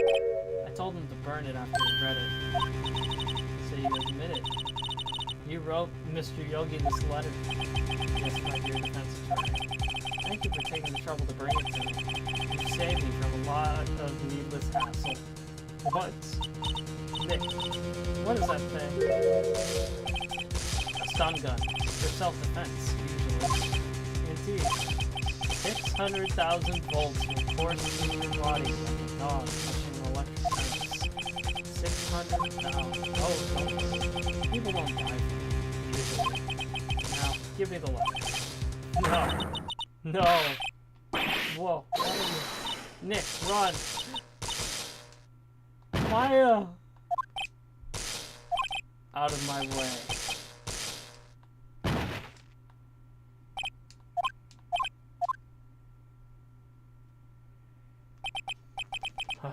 got us. The letter's gone, of course, and he took all the DL6 and evidence with it. Back to having no clues. Wait, Maya jumped first. Maya, is she okay? Maya. Maya, open your eyes. Maya. The letter. Did he take it? Huh? Oh, yeah. Are you okay? I couldn't stop him. I jumped as fast as I could. One shot from that thing knocked me out cold. I'm useless. I'm no good as a lawyer or a medium. I can't even call my sister. Not even now when we need her the most. I wish I hadn't woke him up at all. Maya. There has to be some way I can help her. I better do something about her self-confidence first. Maya. She's holding something. What is that? A bullet? DL6 incident, evidence number 7. Taken from the heart of Gregory Edgeworth. I remember. Von Carlo was holding this when Maya jumped in. DL6 bullet stashed in a pocket. I'll prove it to you now. You're most definitely not useless. I'll prove it to you in court tomorrow.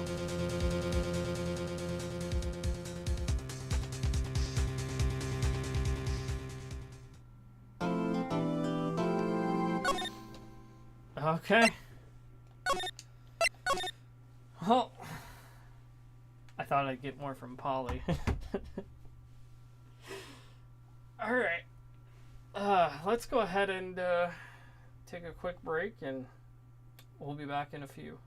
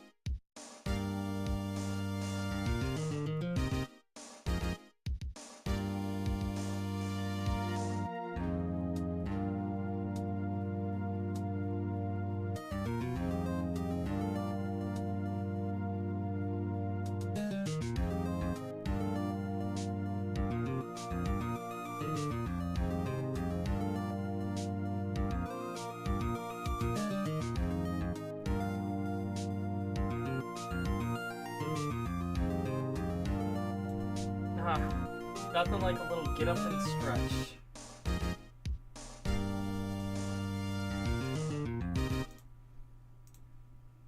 Let's continue.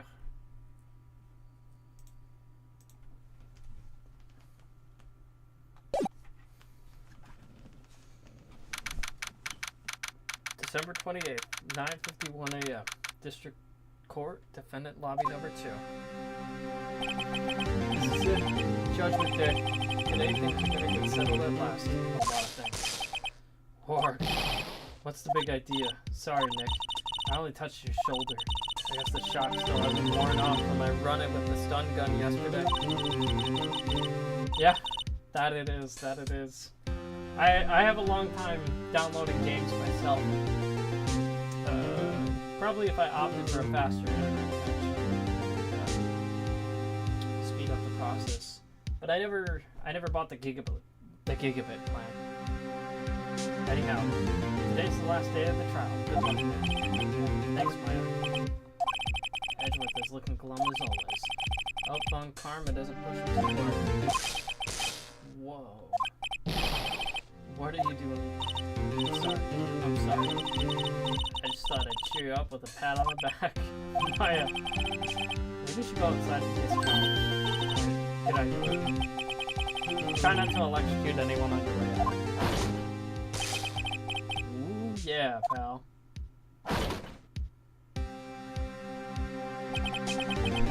What's gotten into that girl? Detective Jones? Warning, Mr. Edgeworth. Good morning. How did it go today? Not no fear. As promised, I've captured a runaway caretaker. I brought him in. Took all night, pal. Thanks, Detective Gumshoe. You must be tired. Actually, after that shot I got on the way in, I feel pretty good. Yogi says he's forgotten his own name, but that has to be a lie. Why would he want revenge on Edgeworth if he couldn't remember his past? He does remember, and I'm gonna prove it. I don't know, that split personality thing sounds pretty real to me. Court is now in session for the trial of Miles Edgeworth. The defense is ready, Your Honor. The prosecution is ready. Right, very well. We've reached the final day in our proceedings in this trial. I ask the prosecution submit decisive evidence. Understood. Come on, don't be awed into silence by every little thing he says. Very well. Mr. Von Karma. Right. Thanks to Detective Gumshoe's efforts, the boat rental shop caretaker has been arrested.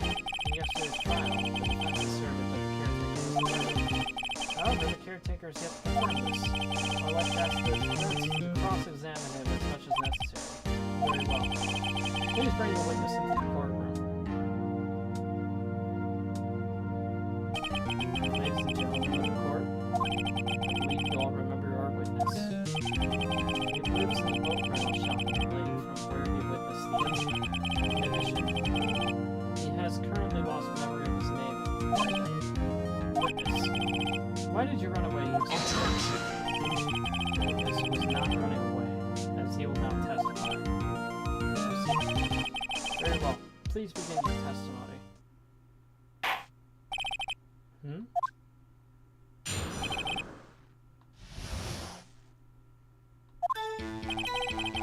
I'm really sorry about leaving yesterday like I did, but I wasn't running away or anything.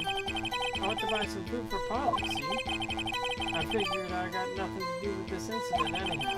I mean, I'd need one of those motive things, right? And I don't got one. My testimony yesterday stands as is. Very well. Let's begin the cross-examination, shall we? He has to know his name. Yanni Yogi. You're Yanni Yogi, and I'm going to prove it.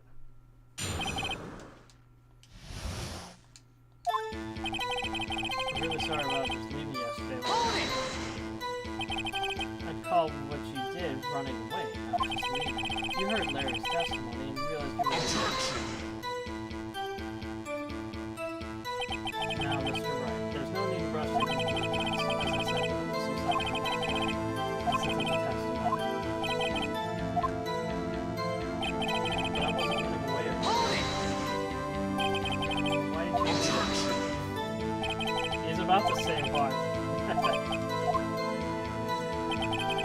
I'd like to buy some food for Polly. Well, Polly's a bit of a gourmand. She only eats these high-quality bird pellets from France. They only have them in the big pet shop downtown. But you weren't arrested until this morning. Why didn't you go back to the caretaker's shack? Well, I kind of got lost. The witness has trouble remembering things sometimes. The police apprehended him when he was on his way back to the shack. Yeah, right. Nice try, Carmen. No one's going to believe that. I see, so he was lost. Please, Your Honor, come to your senses. I figured it had nothing to do with this incident anyway. You lost much of your memory, is that correct? Yep, seems like it. And how could you know that you didn't have anything to do with this incident? Or maybe you're lying about not having your memory. You know exactly who you are. The witness has testified to you quite clearly has no memory of who he is. You claim he's lying, show the court proof. How am I supposed to prove what's going on in that old codger's head? It's impossible. I'm glad you come to your senses, right?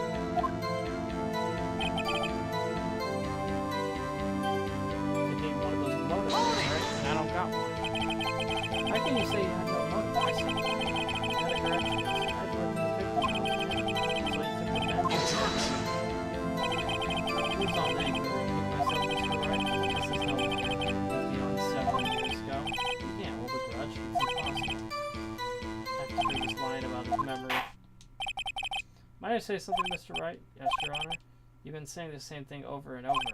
You've been calling the witness's memory of the past or lack thereof into question. But does this really have anything to do with the current case? Of course, Your Honor. The witness has said he has nothing to do with this case and no motive. But both of those statements are lies. Order. Mr. Wright, there is a serious problem with your claim. Or are you saying you know who this witness is? Of course, Your Honor. Oh, now this is interesting. I would like to know myself. So who is he? Don't play dumb, you won't mind. Mr. Wright, please tell us the witness's name. His name is Yanni Yogi, a former court bailiff. Yogi? That name seems familiar. Oh, Yanni Yogi, from the DL6 incident. Biggest the judge ever heard of. It was such a famous case. But what is this for? Your Honor, this man is Mr. Yogi, and he has a clear point. This disc. This man is witness Yanni Yogi? Fascinating. Oh, how do you propose to bring this to the court? This is a court of law, as you may recall. We need proof. Allow me to repeat once more that the witness has lost his memory. Nick, how are you going to prove it? How can you prove it's Yanni Yogi? Yeah, it's actually quite simple, Your Honor. Please take this man's fingerprints. Then we'll compare them to the fingerprints on the file for Yanni Yogi 15 years ago. See, makes sense. Huh? I'm so very, very sorry, Mr. Wright. Why? The witness has no fingerprints. What? No fingerprints. You see, before I worked as a caretaker, I worked at a chemical plant. I burned my fingers working with the stuff. Yep. What? Yo, you sneak. You burned your fingerprints off to hide your tracks. Well, if the witness has no fingerprints, I guess we'll not be able to prove his identity. What will you do, Mr. Wright? It seems the case has been decided now. No. I know what happened. I know everything. I just can't prove it. No, I can't let it end like this. I can't lose. There has to be another way. There's no one who can testify as who this witness is. Nick, what are you gonna do? I didn't even consider he might have erased his fingerprints. Mr. Wright, perhaps you'd like to cross-examine this parrot for a little comment. Wait a second. What is it, Nick? No, you're not going to. Your Honor, the defense would like to take Mr. Von Karma up on his proposal. Take Mr. Von Karma up on my proposal. Exactly. I would like to cross-examine the witness's pet parrot. It's as ridiculous as it sounds, but it's hilarious, and I love it. What do you think, Mr. Von Karma? Me too, and as this is a farce, I have Objection! Wait a second. You were the one who suggested I cross-examine the parrot, Mr. Von Karma.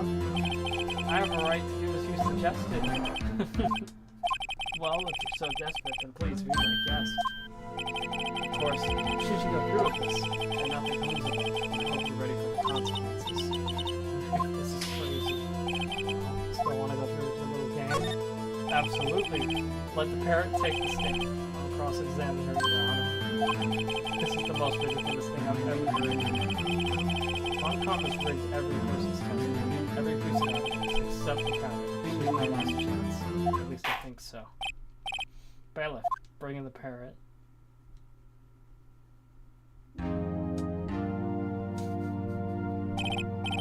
That's quite a bird. Please tell us your name. Name? The witness is ignoring you.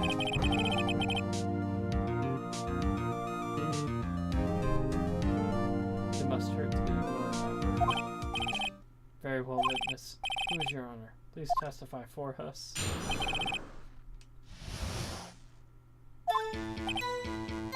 Hello, squawk.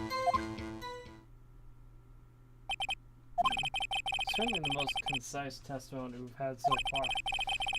Very well, begin your cross-examination. Right. What are you going to do? I don't know. What do we do? Parrot defense. Hello, squawk. Hold it!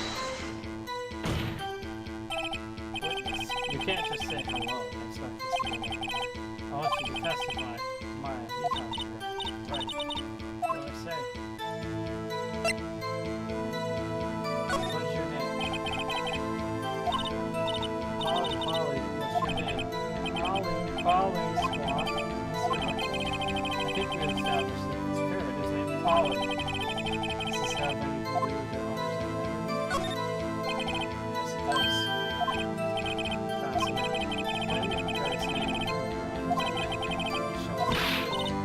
I found it. Your Honor.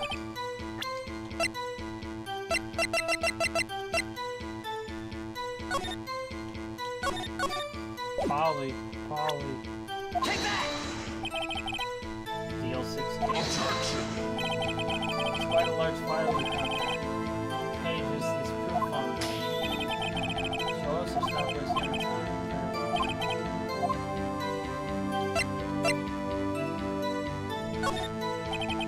It's on the suspect data page. This page has all the information I got. Right after he was arrested, his fiancée committed suicide. Indeed, it does say that, yes. What was his fiancée's name? Polly Jenkins. Polly. Exactly, Your Honor. He wanted to remember the name of his fiancée who had committed suicide. That's why he named his parrot after her. I see. I guess that is possible. Objection! Blah. A mere coincidence, that's all. My granddaughter has a dog she calls Phoenix. Mr. Phoenix, right? Does this make you my granddaughter's fiancé? He's only 7 years old. Indeed. Alone it is a little weak evidence for a murder trial. We would need some other corroborating evidence. Where are we going to find that? Nick, we're getting closer. One more. We can just get one more piece of evidence. Very well, witness. You may continue. Hold it! Witness, you're here to speak. You must speak to me. Frankly, I can't believe that you're speaking to the parrot. This is trying to get some information out of her. Hold it!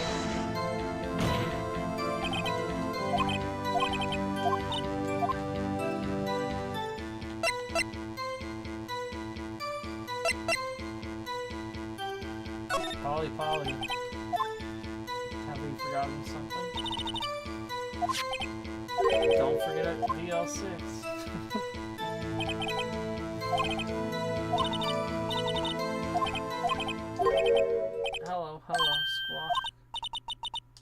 That's not what you're supposed to say. Forgot. Something we forgot. Hello, Squawk. It's not working, Nick. She won't say it. This is ridiculous. Why won't she say it? Tisk, tisk, tisk. Something the matter, Mr. Wright? Wait. Don't tell me Von Karma expected this. He couldn't have retrained the parrot, could he? Did he train her not to respond? Though he asked if he forgot everything. Oh, that's so detailed. Hold it!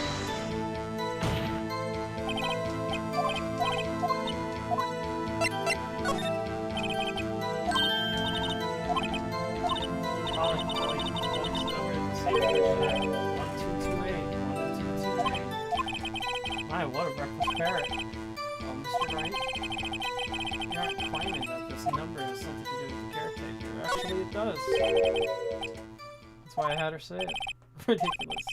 How can the number to a safe tell us who the caretaker is? Show us your proof. What could possibly link this number to the caretaker's identity? 1226.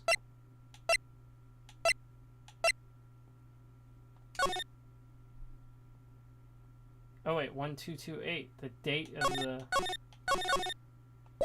of the case. Take that! Mr. Wright. Where is it? It's in the case summary. It's on the case summary page. Specifically, the date on which DL6 occurred. The date of the incident, December 28th. Well, that's today's date, 15 years ago, and the number is 1228. He used the date of the DL6 incident as the number for his safe, Your Honor. That's how important that date was to him. Objection! This is not tangible proof. I set my ATM's card number to 0001 because I'm number 1. That has nothing to do with the date. Nothing. You probably shouldn't set your ATM card to 0001. That's enough.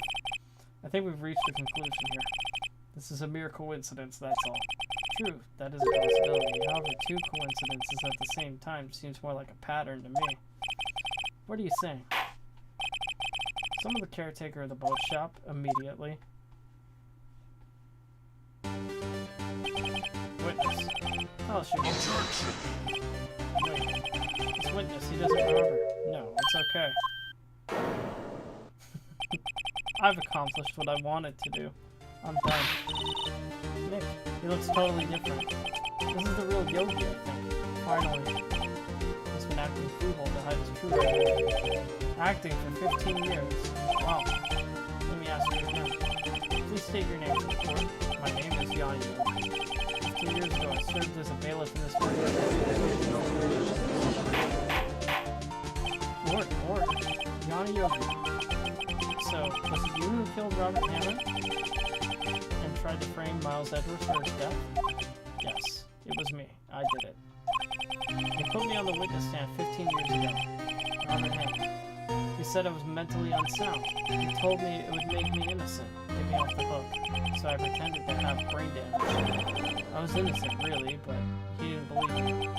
He won the trial, but I lost everything. I lost my job, my fiancé, my social standing. Then this year, 15 years later, a package arrived. It was a letter and a pistol. The plan was written out in careful detail. It was a plan for me to get my revenge on the people who ruined my life. I didn't care who had sent it. I thought this was my chance. After 15 years, this was it. Finally, a chance to have my revenge on Robert Hammond and Miles Edgeworth. I have no regrets. Wait a minute. Revenge against Miles Edgeworth? What do you mean? I'm not at liberty to speak on that matter. Why don't you go and ask Mr. Edgeworth for yourself? Anyway, I admit it. I was the one who killed Robert Hammond.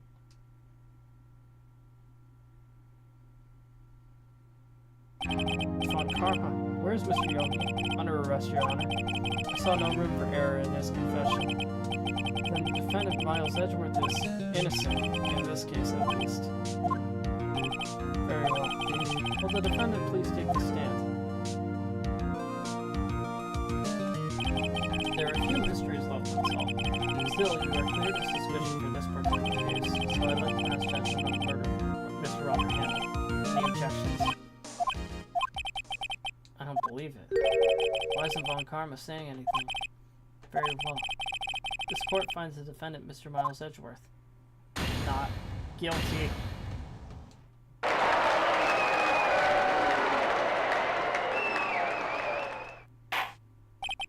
That is all. The court is adjourned. Objection! Someone just say objection? It wasn't Von Karma. That means no. Edgeworth, Your Honor, I object to your judgment. What do you mean? I'm not innocent at all. As we ever heard, Yana Yogi killed Robert Hammond in revenge for the life. Edgeworth is trying to confess. He's going to say he's guilty. He's going to tell them the murderer. He was the murderer in the DL6 incident. He's going to tell them he killed his own dad. Objection! The judgment has already been passed. I object to Edgeworth's outcome. Didn't something like this happen yesterday too? I believe this witness raised an objection after the guilty verdict was passed. Let's hear this new statement. Let's hear Miles Edgeworth. He's right. We have a duty to hear this statement. For 15 years, I've had a reoccurring dream, a nightmare. It's only a nightmare, that's what I told myself, but now I know it wasn't a dream. Yana Yogi wasn't the killer. You mean in the incident where your father died? From the distance of the shot, it wasn't suicide either. Everything was clear as day. Murderer? Criminal in the DL6 incident? It was me. Your Honor, I confess my guilt. I'm guilty for DL6, and the statute of limitations which ends today. The culprit is me. Order, order. This is certainly unexpected. The defendant declared innocent is confessing to a different crime. A crime for which the statute of limitations runs out today. I'm not sure how I should deal with this. It's obvious. We hold the trial, right here, right now. We tried this man for his crime 15 years ago. I would like to take a 5-minute recess. During this time, I will consider the appropriate course of action. Court is adjourned. So it's not over just yet. I'm sorry, Wright. I've wasted all your effort. Mr. Edgeworth, I don't believe it, sir. I mean, you killed me. I don't want to believe it myself, detective. But it's the truth. And deserves to be punished. Murder is murder, no matter what the circumstances. Crazy. Just crazy. Nick, what are you doing? Oh, I was just reading through the court record once more. I'm getting my case ready. Your case for what? Isn't it obvious? You're gonna prove that Miles Edgeworth is innocent. What are you talking about, pal? He just admitted to it. He confessed that he did it. In court. I'm sorry, but I don't believe you. What? It's just a dream. It's not real. In any case, take your notes. The real fight is just beginning. I'll prove that you're innocent, trust me. Right.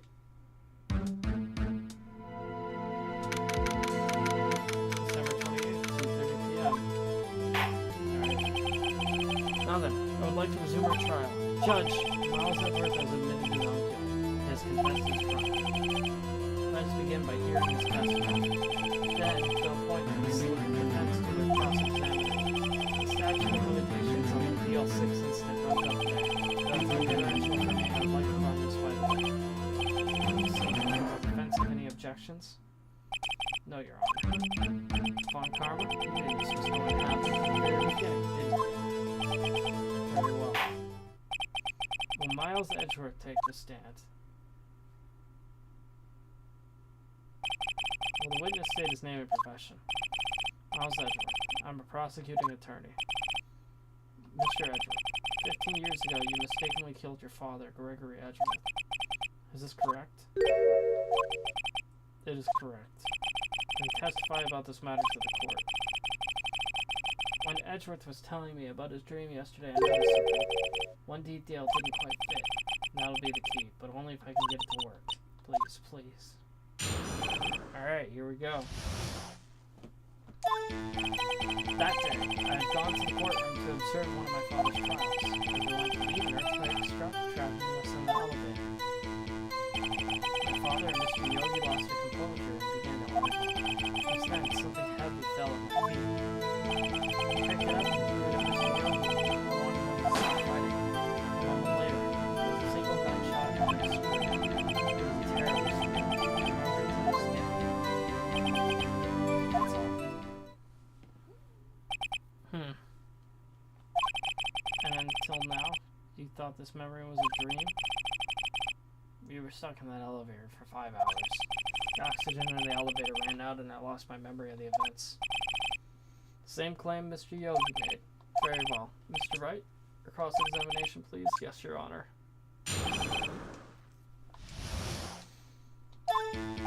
That day, I had gone to the courtroom to observe one of my father's trials. Hold it!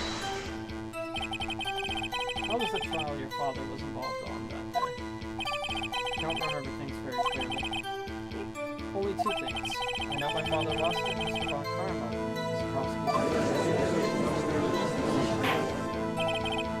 Karma, you were handling the case. It was 15 years ago. No,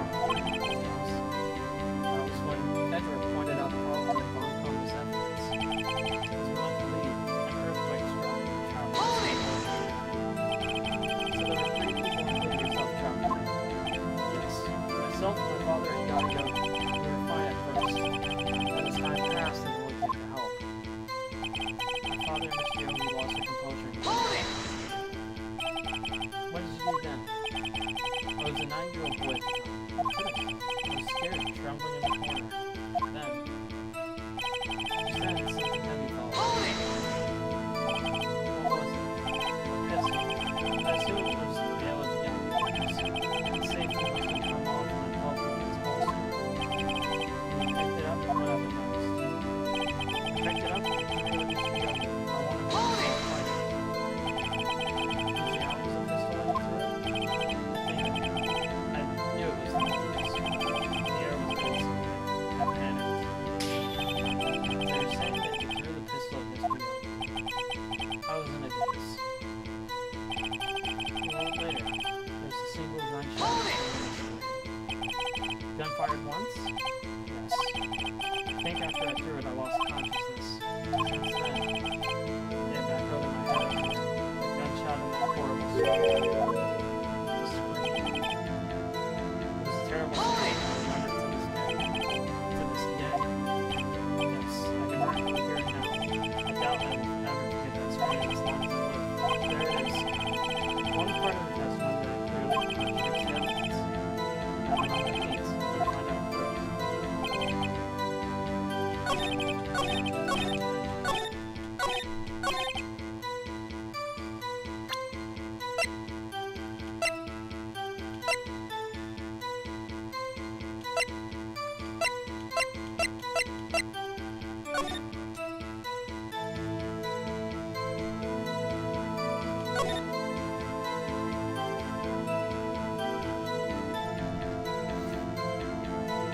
Ah, the murder weapon was fired twice.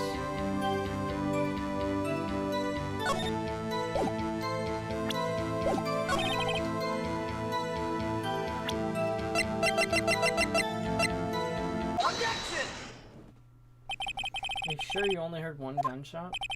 Yes, I'm sure of that. I heard the shot and then the scream, and then everything faded. I was unconscious until the rescuers came. I see. No, Your Honor. Unfortunately, you don't. Look at this file one more time. This plainly contradicts the witness. You enjoy dragging out that file, don't you? I don't accept this evidence, and you can tell us what page it's on. Page 2. It says quite plainly the murder weapon was fired twice. Mr. Miles Edward only heard one gunshot, but the murder weapon was fired twice. The first shot was the accidental fire on the prisoner's screen. So who fired the remaining?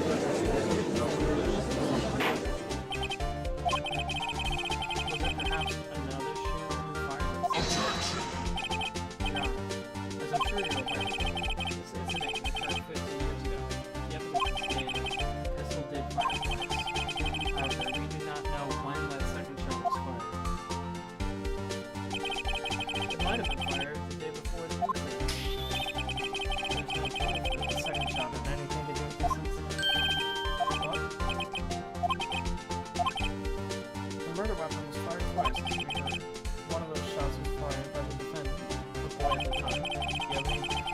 proof that the other shot fired something to do with this.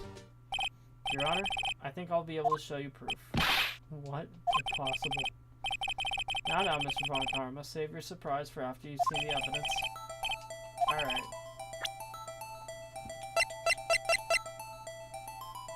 That pistol bullet. That's gonna kill me. Wait.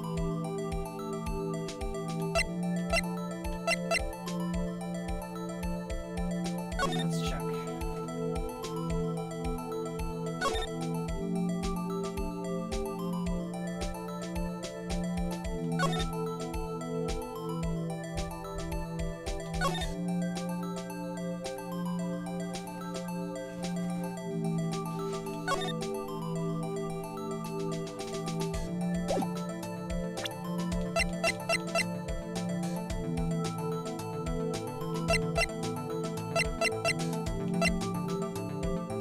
Hold up. Take that!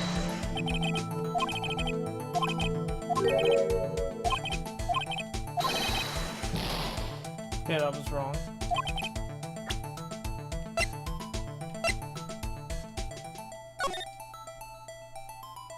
Oh, the photograph, of course. Take that! I didn't bother to look at that. Look at this photograph.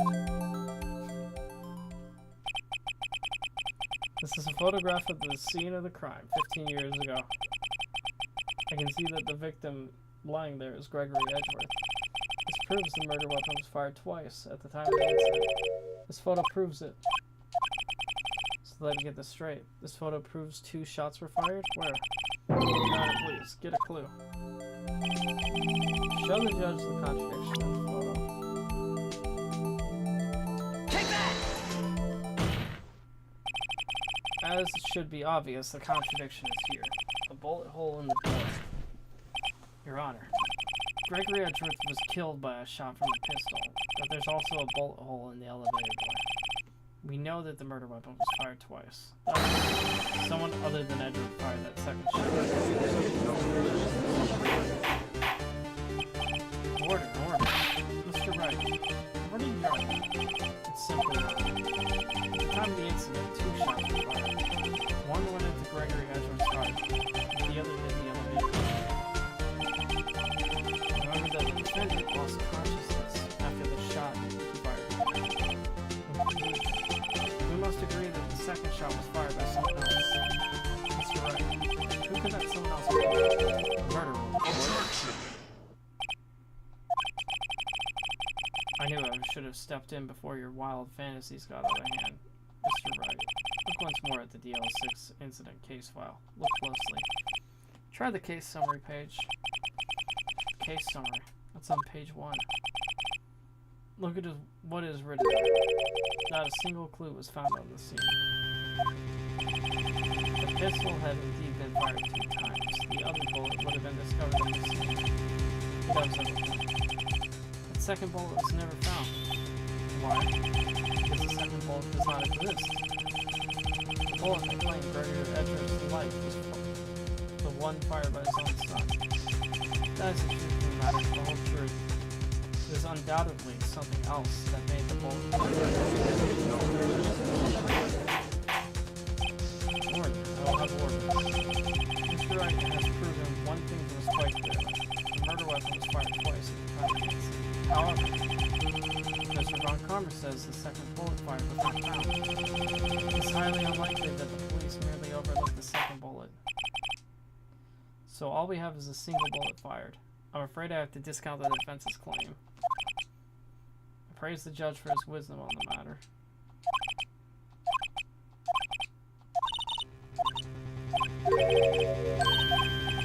Looks like I was wrong, Nick. If the second bullet wasn't there, I'll make conjectures into nothing.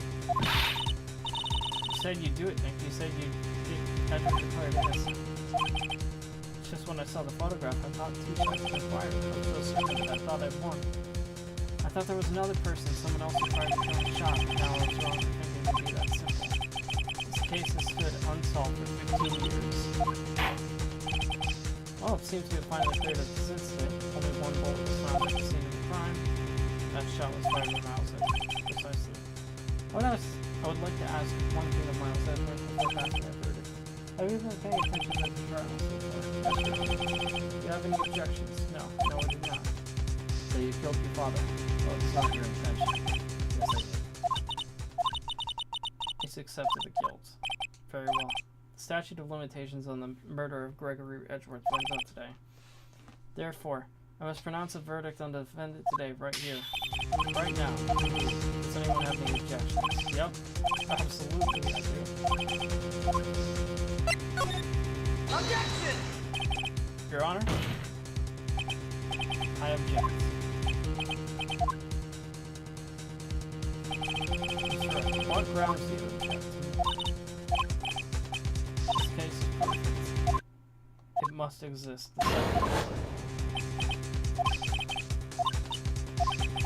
The second bullet must exist, but where? Someone took it. It seems waiting is not going to produce us any answers from Mr. Wright. Wait. Second bullet. It exists. But we've just heard proof it did not exist. I realize that, Your Honor. It's just someone took it from the scene of the crime. That's what the murder. No, as soon as the murder. I'm still thinking about that. So the criminal took the second bullet, but why?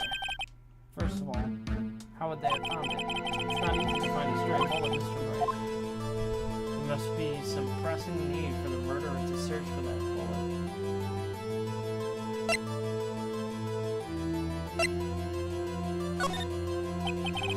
Of course there was a need. That's why they took it.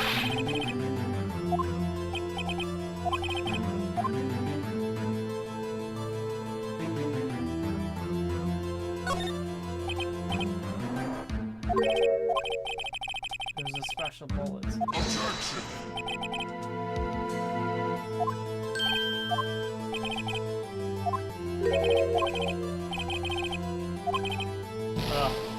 Okay, I was wrong.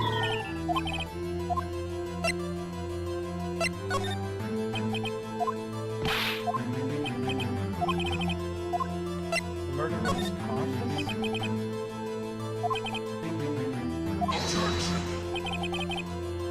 That was what?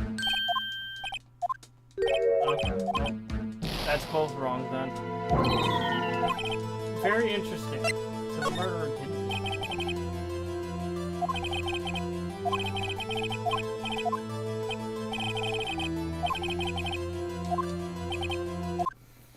I had to take it.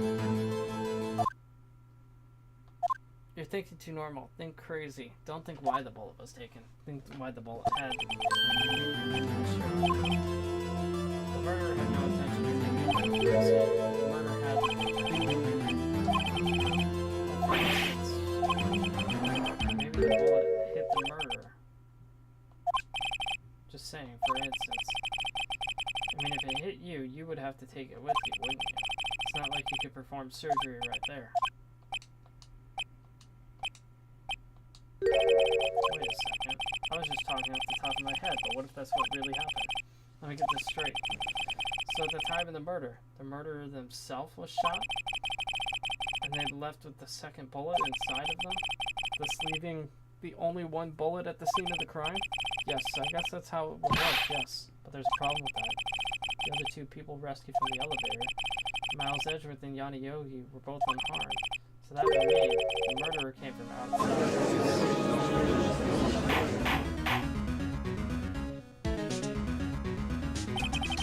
Two men fight inside the elevator. Trying to stop them, the boy loses the pistol at his feet. The pistol discharges. Bullet. Bullet goes through the elevator door and hits the murderer outside. The boy loses consciousness. Opens the elevator door and sees him inside.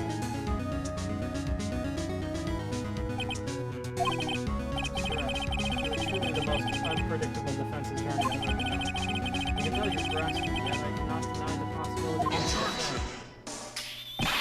What are you saying? Deny it, deny it. No one involved in the incident was wounded. There was no murder. No one was wounded at the time Hey, Saturn Senshi, thank you for the raid.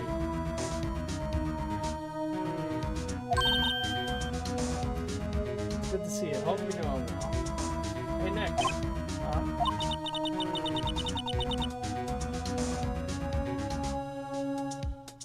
I can't tell what that emote is from. I think. I just thought of something really crazy.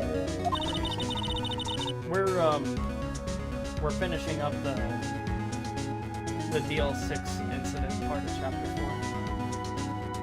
4. Do you remember what Mr. Grossberg said yesterday? Edgeworth confessed to killing his father. Gregory Edgeworth dealt a blow to his perfect travel. Wow. It must have been quite a shock for Von Karma. He took vacation for several months after that. Yes, an unusual event for the man. It was the first and the last vacation he's taken in many years of his prosecutor. That's why he took the vacation. Because he needed surgery. Yeah, of course. It would only mean one thing. He was the murderer in the DL6 incident. He was the man who shot Gregory Edgeworth. It was Von Karma. Something wrong, Mr. Wright? You seem dazed. No, you're not. Well, you have indicated the possibility of the murderer came from outside. Can you use the name of your suspect? Here we go. No, we're gonna say it. Your Honor, there is a suspect, and one lone suspect. Well, this is certainly interesting news. Very well, Mr. Wright. Who was your suspect? My hands are shaking. Von Karma. Von Karma. There we go, man. There it is.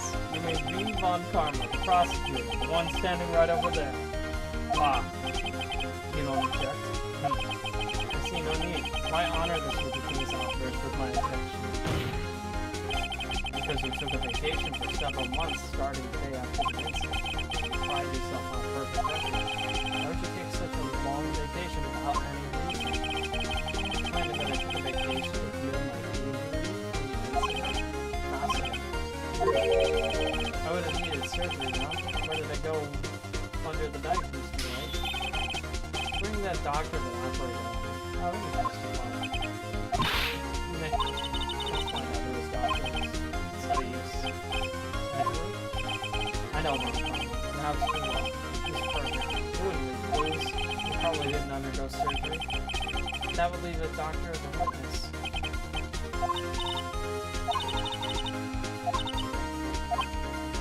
He couldn't have pulled the bullet out of himself. That the bullet is still inside of him after all these years.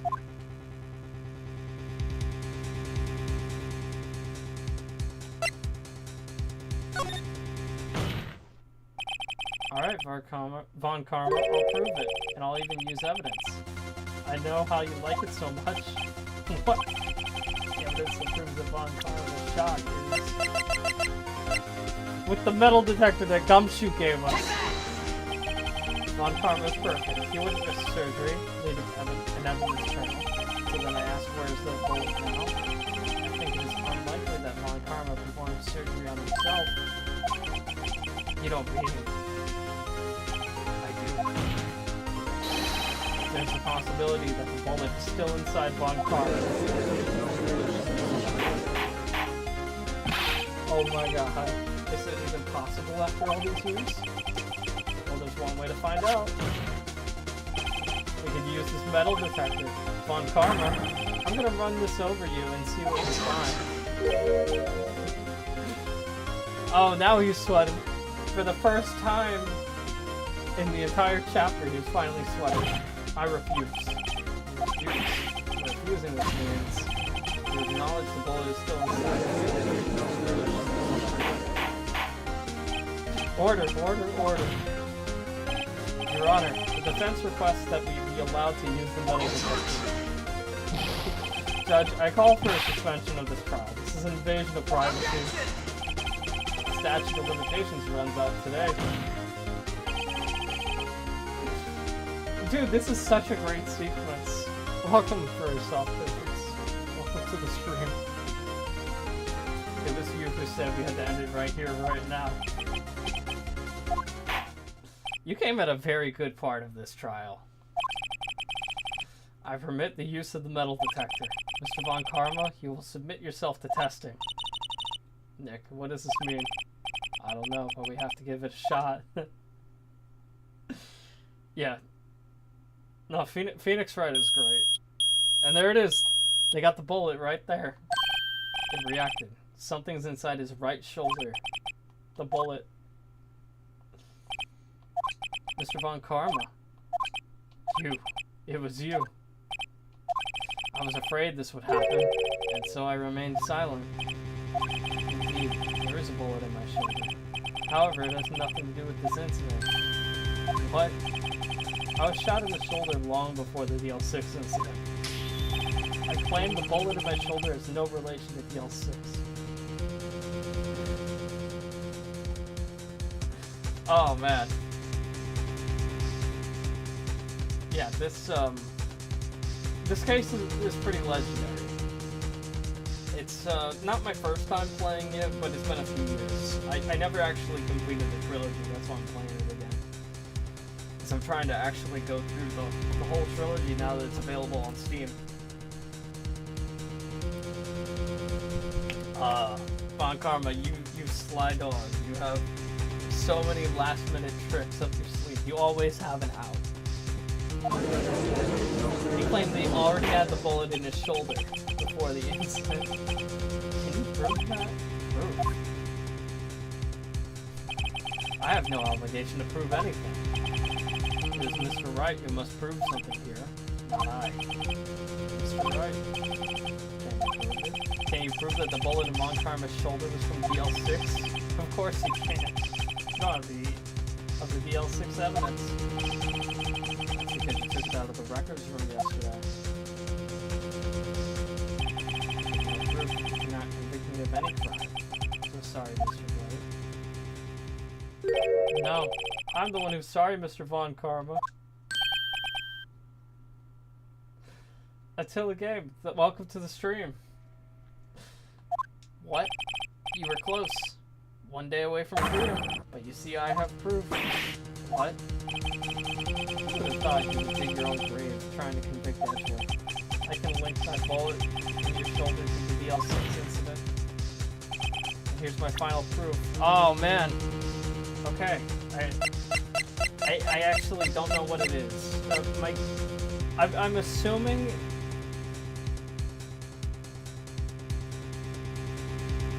I mean, this has been unused in the entire case, so I'm assuming it's gotta be it. As you can see in the photo, you got the bullet hole right there. You got the Gregory Edgeworth also being hit. Take that! Oh shit, that was a misinput. That was a misinput. Oh shit. One more and it's game over.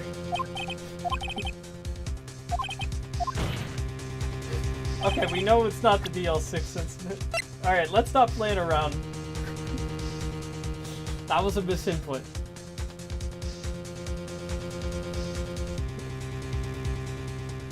Okay, it's gotta be the bullet. Where did you get that? This is the bullet used in the DL6 incident. One more mistake, and Edgeworth gets declared guilty, so I gotta be really careful from here on out now.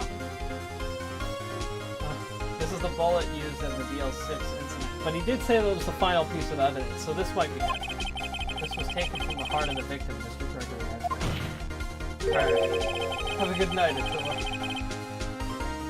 The bullet is preserved quite nicely with all the ballistic markers intact. Ballistic markers. You may recall the term. Came up in the first trial 2 days ago. Ballistic markings are the fingerprints of a weapon. All bullets fired from a gun are marked with that weapon's unique pattern. By examining the markings, you can tell which weapon fired the bullet. It's quite accurate. have 2 bullets in our possession. One, bullet removed from Gregory Edwards' heart. The other, Mr. Von Traum, is the bullet buried in your shoulder. We could analyze both bullets, and then if the markings match, we would know that both bullets have been fired from the same gun, the very same pistol, in other words, the murder weapon that killed Gregory Edwards. Mr. Von Karma, you will let us remove the bullet from your shoulder. Then we'll compare the ballistic markings to those on this bullet. Solve this case once and for all. Well, Mr. Von Karma, that's it. We got him.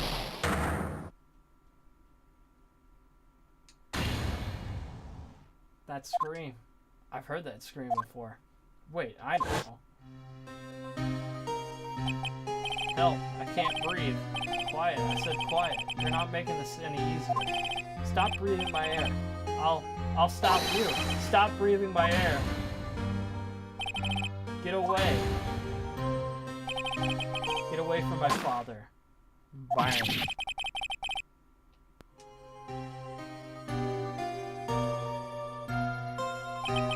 It's that scream I heard in the elevator 15 years ago. Von Karma, it was you who screamed. Mr. Von Karma. Edgeworth, only you would dare defy me. So it was you. You and your father are my curse. Your father shamed me with a penalty on my record. Oh, this is such a good chapter. And you left a scar on my shoulder that would never fade. I'll bury you. I'll bury you with my bare hands. Death. 15 years earlier. Chief Prosecutor, I am sorry. Von Karma, it's not like you to make this kind of error. I never would have thought that Edgeworth would be the one to catch you. I was careless.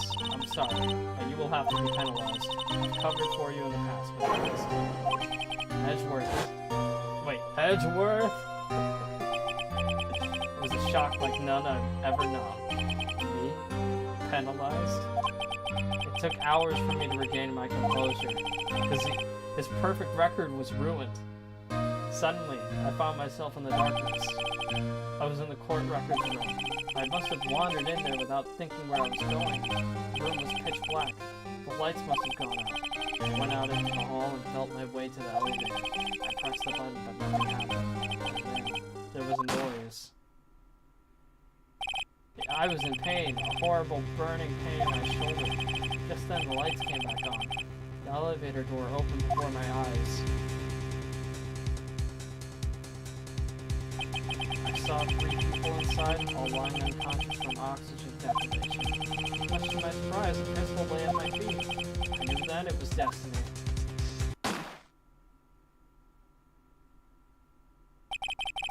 In the last moments, Gregory Edgeworth was still unconscious. He died, never knowing who had shot him. Later, he spoke through a medium, blaming Mr. Yogi, the bailiff. But he was fooled. It was the perfect crime. Tisk, tisk, tisk. Who would have thought another man would come to open that elevator door? Judge? What? What are you doing? Do your job. Bring an end to this miserable charade. Now, Edmund. Very well. It's almost as if he's proud of us. It appears we have come a very long way to the end of this maze. 15 years later. Mr. Miles Edgeworth? Yes, Your Honor. You were innocent. You are innocent. As you said, it was all a nightmare. Yes, Your Honor. The court finds the defendant, Mr. Miles Edgeworth, not guilty.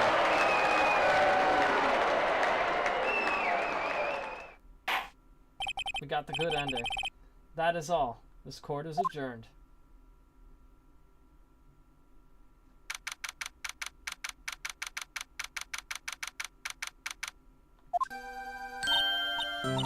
Nick, we did it. Did you see his face? Von Karma looked even paler than usual. pretending to be all cool, but inside you crushed him, Nick. Crushed. I gotta say, I'm impressed. It was pretty close, though. I was sure we had it. I know, I was on the verge of tears the whole time myself. But now it's all just a good memory. So, it's finally over, Edgeworth. Right? Yeah. I'm not sure how to say this. I know. Try thank you. I see. Thank you. You're welcome. I think you could have done better than that. Sorry. I'm not good at this sort of thing. You've got a lot to learn, Edward. She's got you. Woo! Amazing, pal. You pulled through just like I thought. I'll never forget this. I owe you one, pal. And tonight, let's party. Dinner's on me. Yeah, my salary went down a bit this month, but who cares? See, Mr. Edward? You should take a lesson from Detective Gumshoe. Now that's how you say thank you. I see. Whoop! I feel foolish. You tried. Don't worry, take it a little at a time. You'll get used to it.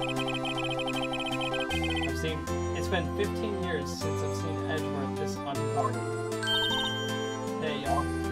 She was from the very beginning of the case. The first witness. Wow. Y'all were great in there. Thank you. Yo, Edgeworth, congrats. Thank y'all very much. I knew you were innocent from the start, of course. Just look at you. You wouldn't stick your hand in a cookie jar even if no one was there. I'm not gonna try and do my big southern accent. You were the witness on the first day of the trial, weren't you? Yeah, well, let bygones be bygones, eh? Speaking of which, what are you doing now, Lana? Who, me? I went back to college. I gave up trying to be an investigative photographer pretty quick. Really? That's too bad. Huh? Isn't that the hot dog guy from the park? Huh? And of course, Nick's best friend, Larry Butts, who was the third witness. It's over, Nick. My life is over. Why the sad face, Larry? What happened now? Oh, Nick, I'm not long for this world. You don't look sick. It's Kiance. She's going to live in Paris. Paris, Nick. She's leaving me behind. Larry Butts and another breakup. Yo, Edgy. There you are. Yes, here I am. Congrats, Edgy. Here's a little gift from me in celebration. Celebration? That's unusual for you. Harry Butts, you come along tonight? You come along tonight too. My treat, pal. Huh? Thanks. Looking forward to it. Yo, Nick. That's a suit that question me. And he says treat. That's not police talk for prison food, right? Right? I think I'll be fine, Larry. Right? Yeah, what's up? That envelope that Larry gave me. It's got money on it. Well, yeah. That sounds strange. People give money away to celebrate sometimes. It's $38, right? What a weird amount. I mean, it's not a little, but it's not a lot either. $38 exactly? Nick, wasn't that exactly the amount of lunch money that was stolen from Edgeworth in school? $38. No. No, Larry, it was you. Why are you so surprised about it? What are you so surprised about, Wright?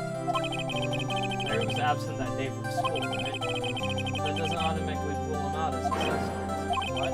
Think back to that day 15 years ago. Larry took the day off because he was bored, so he came into school anyway. And he saw the money lying there. And the rest is history. I was never good at history. You didn't know, did you? I suspected. I couldn't picture Larry protecting you like he did that day. Everyone else was saying you did it. The whole class was against you, remember? Yeah. Right, you may not know this, but we used to have the same rule in school. When something smells, it's usually the butts. I know. Really, Bright. I'm surprised you didn't figure it out. Well, this sure is an unexpected turn of events, eh? You should have told me.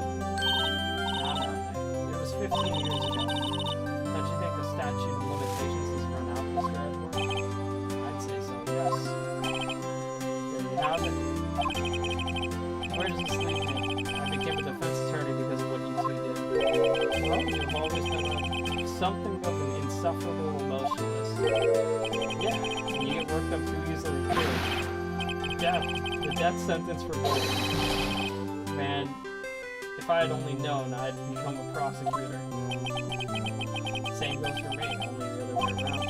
For the longest time, I thought I might have killed my own father. I thought I might be. I became a prosecutor in part to punish myself. If I had known the truth, I might have become a defense attorney after all. Edgewood. Want to switch, right? Hey, y'all. Line up. I'll take a photo. Hey, photo time. Let's go. After that, dinner on me. Alright. Detective Gumshoe took us out on town that night. We celebrated Edgewood's newfound freedom, even though Edgewood himself was still in detention.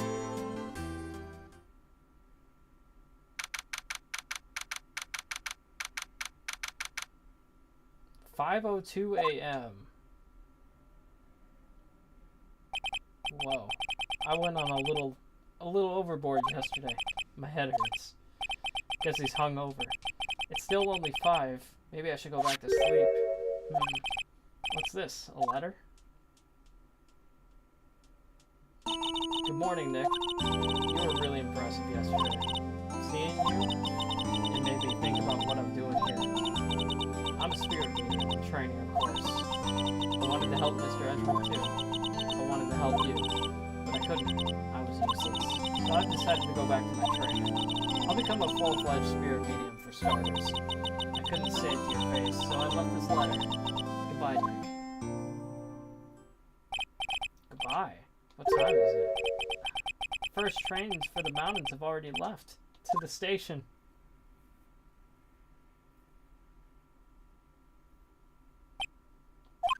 I guess I'm too late. Hey! Nick! Maya! So, you're leaving? Yeah. It's hard being a spirit medium who can't talk to spirits. And I think I'll do fine without you. Be good, okay? Hold it! Hold it, Maya. What? I never could have saved Edgeworth without your help. Huh? On the last day of the trial, I heard her. I heard Mia's voice. You heard my sister? Yeah. Only her voice, but still. Wait, only her voice. But still, it was at the very end when I thought we'd lost everything. Well, that's my sister for you. Detective Gumshoe helped, and Mr. Grossberg, and even Larry. I'm the only one who couldn't help. I was useless, Nick. But you were the one who stopped on Karma, Maya. I didn't do anything. All I did was wander around in the gates. Sorry, but I have evidence that you helped. Evidence? Show Maya some evidence to cheer her up. What about Polly? She kept saying, Polly, Polly. Take that! Aw. Sorry, Nick. I guess I don't understand. Did I get the wrong one? It's not giving me a second chance, is it? It's okay. You don't have to try to cheer me up. But one day I'll come back and be useful, I promise. So this is it. See you soon, Maya. But she said Polly, Polly. Ah, damn it. Thanks, Nick. So I picked the wrong piece of evidence then. Go figure. I was so set on that damn bird, too. She was able to talk to it and make it communicate. I thought it was fitting. I thought it was a fitting answer. And so my story ends. Time to turn a new page. And say goodbye to the novice defense attorney that I once was. Now a new story begins. With the same old crazy cast of characters. So I think, is that the end of the original Ace Attorney?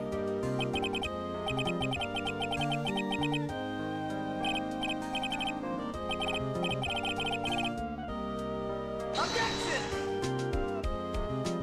It sounds like that is the end of the original Ace Attorney. Okay. Huh. I thought it was longer than that, but I guess not.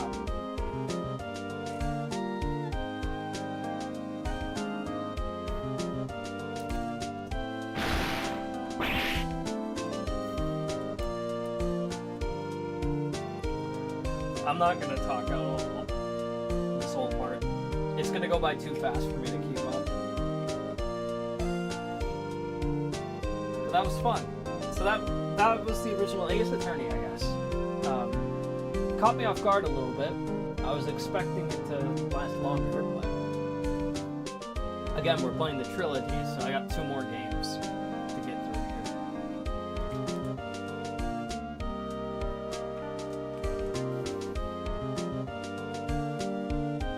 I guess this is the aftermath now? Yeah, because Happy New Year and all that, yeah. And the last case took place on Christmas.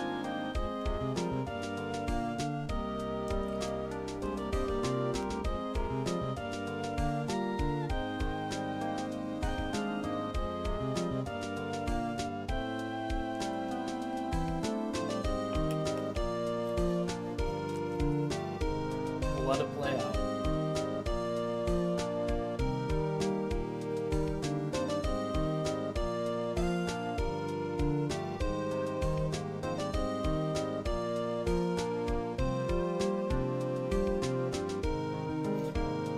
Out of all cases to have a finale for, that was a really good one, though. The DL6 incident and how they were leading up to that and everything.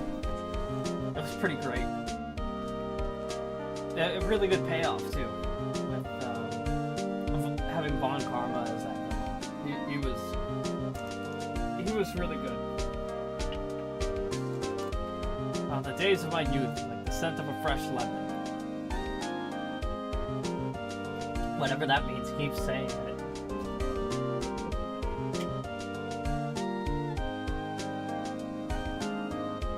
Old bag.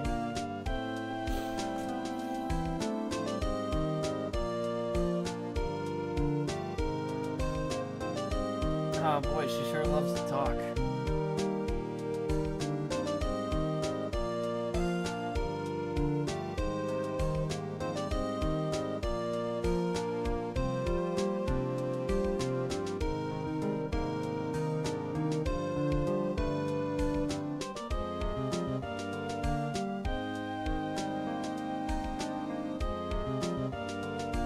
I still feel frustrated that I picked the wrong evidence at the end for Maya.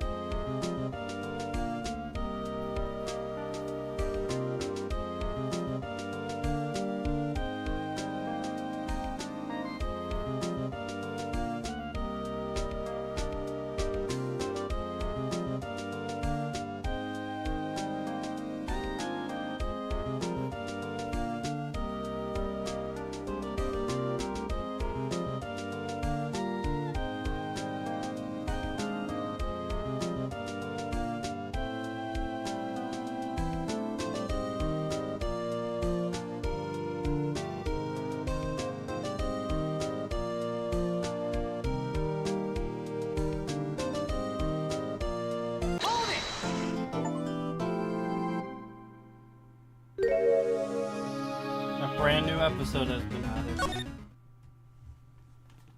We're gonna save, and then I'm gonna dip. Episode 5. Excuse me. Rise from the ashes. Alright. I think we're good. Episode 5. Hold up. Let me just look up the Ace Attorney Trilogy episode guide real quick.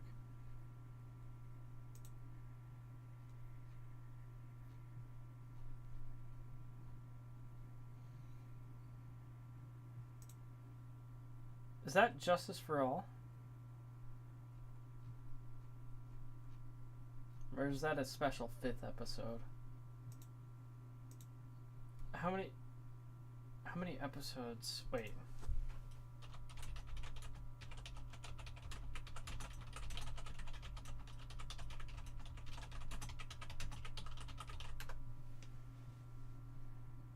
Yeah, it's the first 4 cases.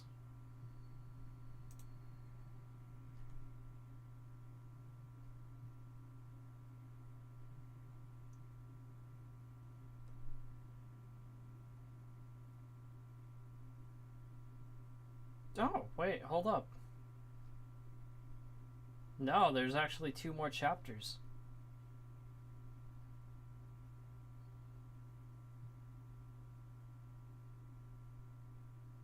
Or at least 1 more chapter. Alright, we're not done with the original Ace Attorney then. But I'm done with this stream. Let me see if there's anyone to raid. Which is really just... Let me check and see if Max is streaming.